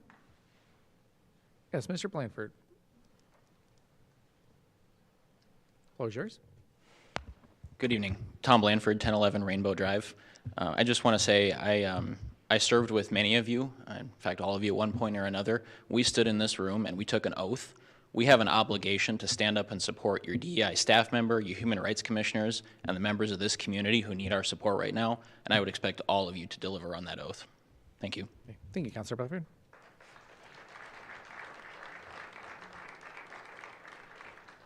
Last call. Okay, seeing none others, then bring it back to the council and additional comments before a vote. Mr. Mayor? Yes, Councilor Dunn. First, I do want to commend folks for being respectful. I've sat in conversations about way less important stuff and felt way less respect. So kudos to you, because I do believe. I grew up on a farm in rural Iowa, and I often think about the state that I love, and whether I'll stay or go. And I hope that I don't go. I hope I stay and fight to make this place the place I love. But I think about the people I grew up with, who we didn't grow up with much diversity. And looking back, there's always folks who are living, maybe not able to be who they are, and that is incredibly sad. But when I think about how to have progress, I think about the best way to get to progress, even though I can get fired up as anybody.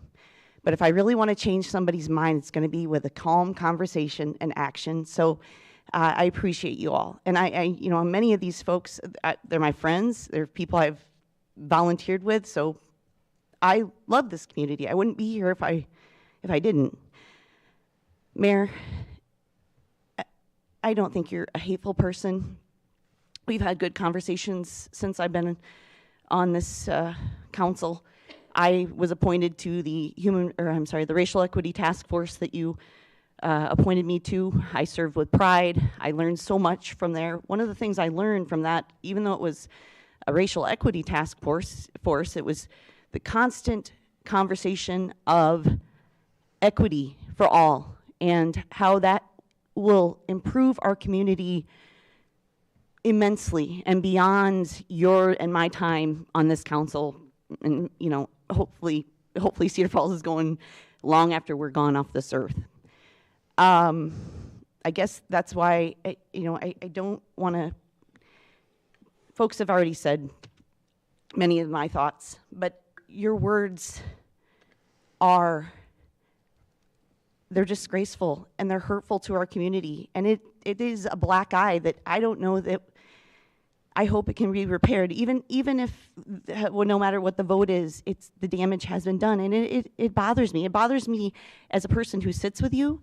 It bothers me as a mother. My daughter, and she'll be mad that I even bring her up, but my daughter hardly pays it. I mean, she might pay attention to it, but she doesn't take that much. She hasn't talked to me about council stuff much at all. But she sent me a message. I mean, these kids, it's not easy. It wasn't easy going to school when we were younger. It's definitely not easy right now. And even she knows what's going on, you know? And I have all kinds of kids that I'm thankful running through my house all the time. And those kids this is their home. And I don't want them to ever feel like if they choose to stay that they're not safe here. I just am sick of this division. This community is like, gosh, I swear there's just constant drama and division in this community. It's crazy. And I don't think that's a true representation of our community. I think if you're actually out and about and out of these chambers, it's a beautiful community. And someone spoke earlier about a fabric. When I was younger and my aunt and uncle owned a place on College Hill, I was, again, a kid from a farm. And as a 13-year-old, there was so much vibrancy and things that I just, all kinds of different people up on College Hill. And it made me want to come here. And I did. And I stayed. And now you're stuck with me for another couple years. I don't want to tear you down, but it's very hurtful. And I'm sorry. I'm sorry to our community. We are better than this, and I truly believe we are, in real life, better than this. So that's it. I'll speak the rest with my vote. Thank you, Councilor Dunn. And I would break protocol typically to what Councilor Dunn had said. For the conversation that was had tonight, I think everybody deserves a round of applause. This was fantastic, honestly. Not willing to do it. All right. Well, I commend everyone. Other comments? Yes, Councilor Harning. Well, I don't really know what to say after all of that. I didn't know what to expect tonight, honestly. I straight white male and play music a lot, so I have played in pit orchestras with drama groups, and so I have a lot of experience around diverse people. And what kind of hit me tonight was, well, first of all, the showing. I honestly, this is great, but the diversity of the showing is really kind of something that just, we have many people of faith here, and a reverend, and just people standing up for people. And I'm not running again. This isn't political for me or anything. I didn't know what to expect, and I guess I am, as tough as this issue is, I'm proud of Cedar Falls for coming out and standing up, because for me, this is a human rights issue. I agree with that 100%. I agree with people to have their opinions and their faith, and I think that's what's great about America, is that we can have all these different types of people. And it is, someone said something about, it's just acknowledgement of, you guys are over there, you can do what you want to do. These people can do what they want to do, and we can all thrive and love each other together, and around wherever we're at, and help each other. So I think as tough as this is, and as some people have said, possibly hurtful, or we're taking step backs, I feel like we're taking a step forward with everyone just coming out and being a part of this and speaking up, and we're having this conversation in Cedar Falls. And that's a great thing for Cedar Falls. So let's have compassion and support the proclamation. I think it is our duty as elected officials to strip aside our faith when we come up here and represent all people. And I think that I'm 100% in support of this.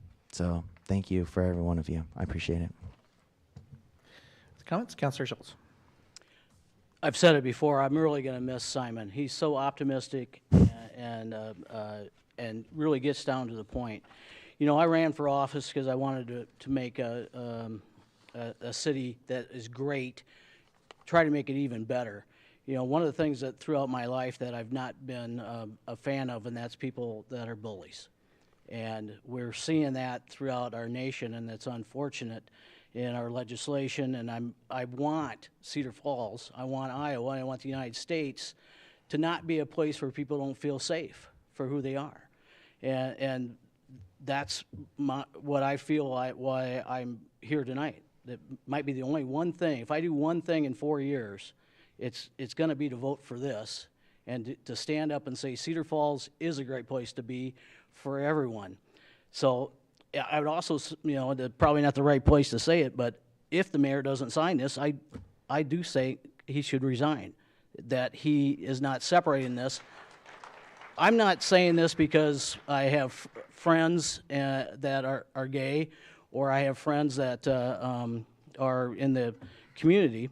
I would say this regardless if my daughter and my daughter's wife weren't in the community, if my cousins weren't in this community, if my friends weren't in this community. It's the right thing to do. To vote against this is just simply wrong.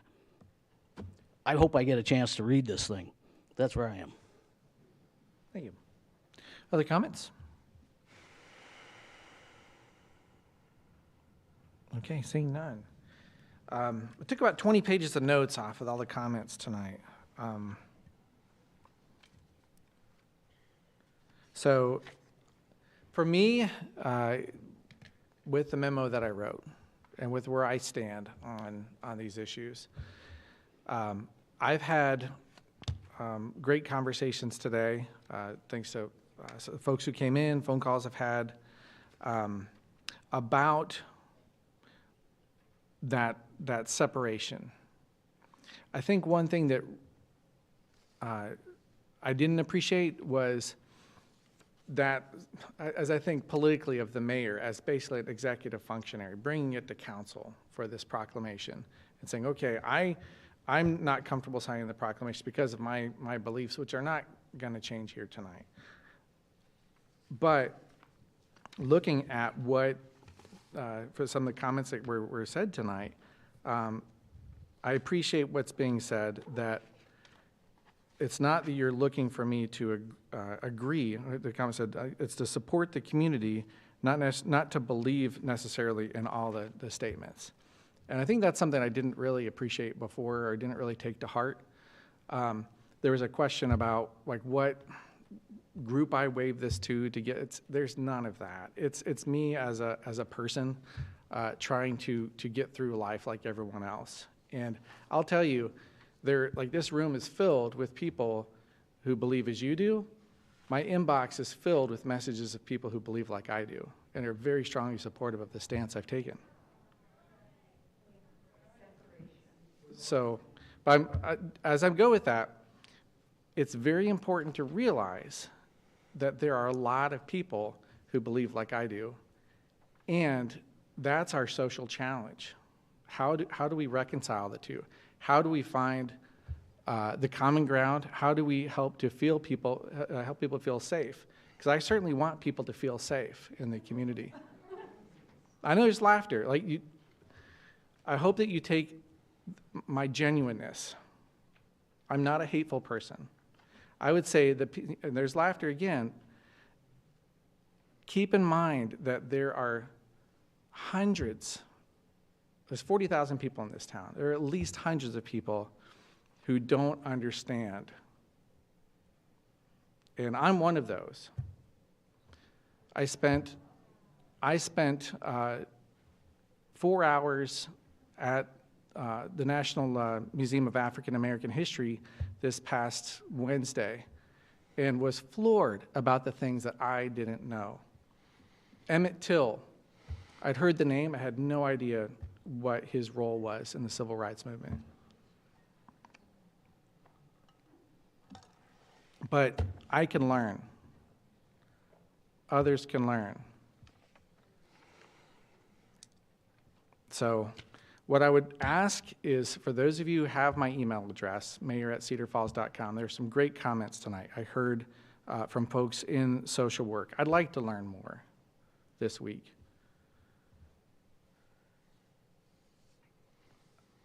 With the proclamation as it is, I'm not concerned about re-election. This is me talking as a person. I'm not running again. But just from the comments tonight, and for trying to understand the position you're in, appreciating that I don't have to change my beliefs in order to support those around me. Okay, and the way I looked at it in between the talks was if there was a Muslim professor who came and lived next door to me, would I have anything against that Muslim professor? Should he feel safe? I don't agree with him.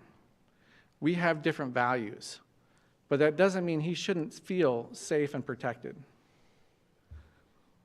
And I should support that community, and I should support your community.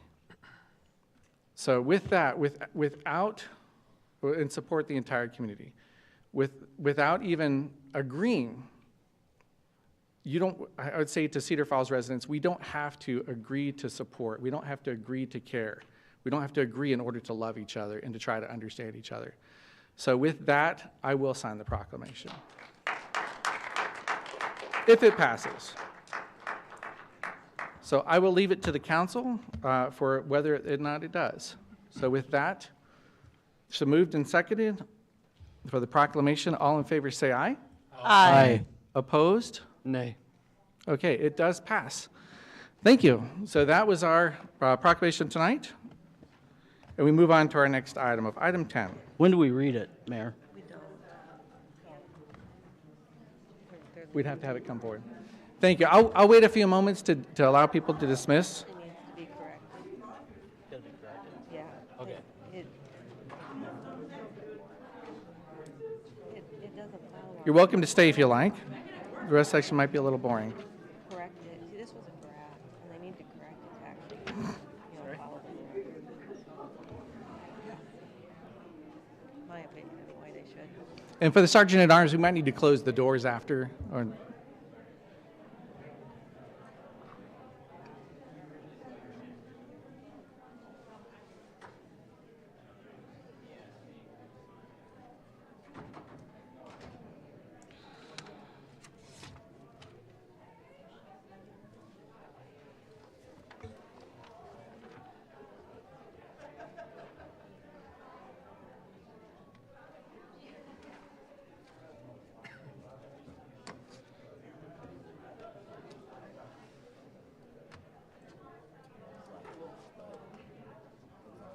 Well, I'm learning. And you know what? I'm glad you signed it. It's the right thing. I'm proud of you. For what it's worth. Not Yeah. that you see how, with your life, you see how proudness from Only from you. device. All right.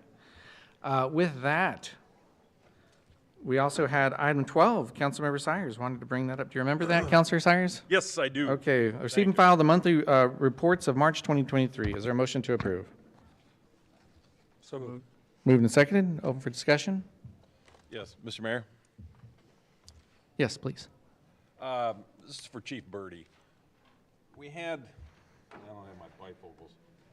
Last month we had 2 kidnappings, 2 rapes, and we had 12 assaults. What areas of town were those in? Well, I don't have that in front of me, so I couldn't tell you without seeing. That doesn't sound right either. Well, that's what it shows, and it shows the total for 2023 is 2 kidnappings, 5 rapes, and the total was 39 robberies, 39 assaults, excuse me. Are we doing anything special to alleviate that? Well, I would tell you, I don't have the monthly report right in front of me, but those codes go by the IBR and the national. You have to fit it into certain codes. So I can check that those numbers are right, get back to you tomorrow. You know, the number of sexual assaults and assaults is probably definitely correct.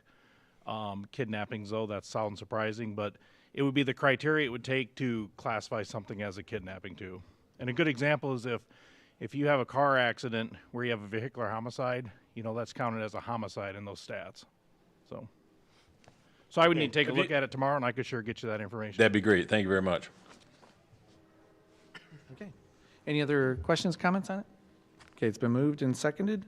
Receive and file the monthly reports for March 2023. All in favor say aye. Aye. Opposed? Okay, that passes and takes us over to item 14B, which is this, approving the following applications for retail alcohol licenses. The Cedar Basin Music Festival, Sturgis Park, special Class C retail alcohol and outdoor service, 5-day permit. Is there a motion to approve? So moved. Second. Moved and seconded. Yeah, Councilor Cruz, what do you have for us tonight? This is obviously part of the Sturgis Falls Festival, which is a joint event with another group. And I'm asking that the folks with the Cedar Basin consider there are non-revenue generating events that cost money.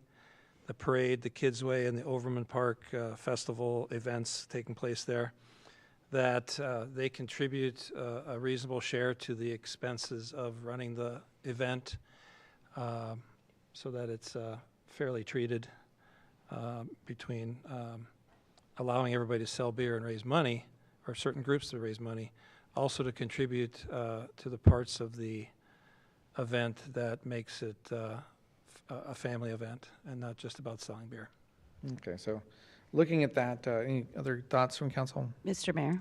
Yes. Those events are not joint events. They are two separate events. And I believe from this council's discussion a few years ago that the Cedar Basin, then called the Cedar Basin Jazz Festival, started before Sturgis Falls, very close. And I understand why we all think they are, together. And as I recall the discussion, at least my thoughts a couple years ago, were this is a private matter. These are private, although the city of Cedar Falls is incredibly grateful that they go on, and I think the city does everything they can to help support these events because we know the history and we're proud of that. These are two private groups that if they need to work something out together, that's up to them, is my thoughts on that. Okay, thank you. Mr. Mayor? Yes. I agree they're private events, but they use very public facilities. It's basically promoted as one huge community event. And there's components of it that people flow back and forth between them. And I think it's only fitting that everybody contributes to the costs to entertain and have a citywide event for everyone. Thank you. Okay, thank you. Any other final talks, discussion? Okay, so it's been moved and seconded for item 14B for the approving the Cedar Basin Music Festival, Sturgis Park, and Class C retail and alcohol outdoor service 5-day permit. All in favor say aye. Aye. Aye. Opposed? All right, that passes. That takes us over to the resolution calendar, where these items will be acted upon by a roll call vote on a single motion without separate discussion, unless someone from the council or the public requests that a specific item be considered separately. Is there any items from 16 through 39 that the council approved? And we're taking out 18, 21, and 23. Excuse me, 18, 21, and 22, just so you know. So any other items to pull? Okay, seeing none. Any from the public to pull from 16 to 39? Okay, seeing none, then I'll entertain a motion to approve those items. So moved. Second. Motion and seconded, requires a roll call vote.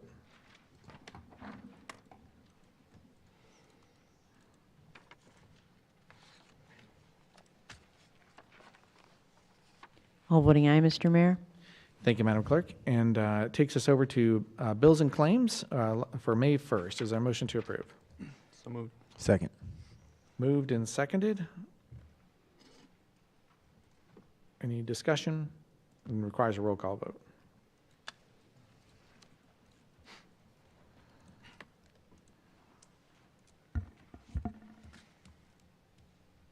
All voting aye, Mr. Mayor.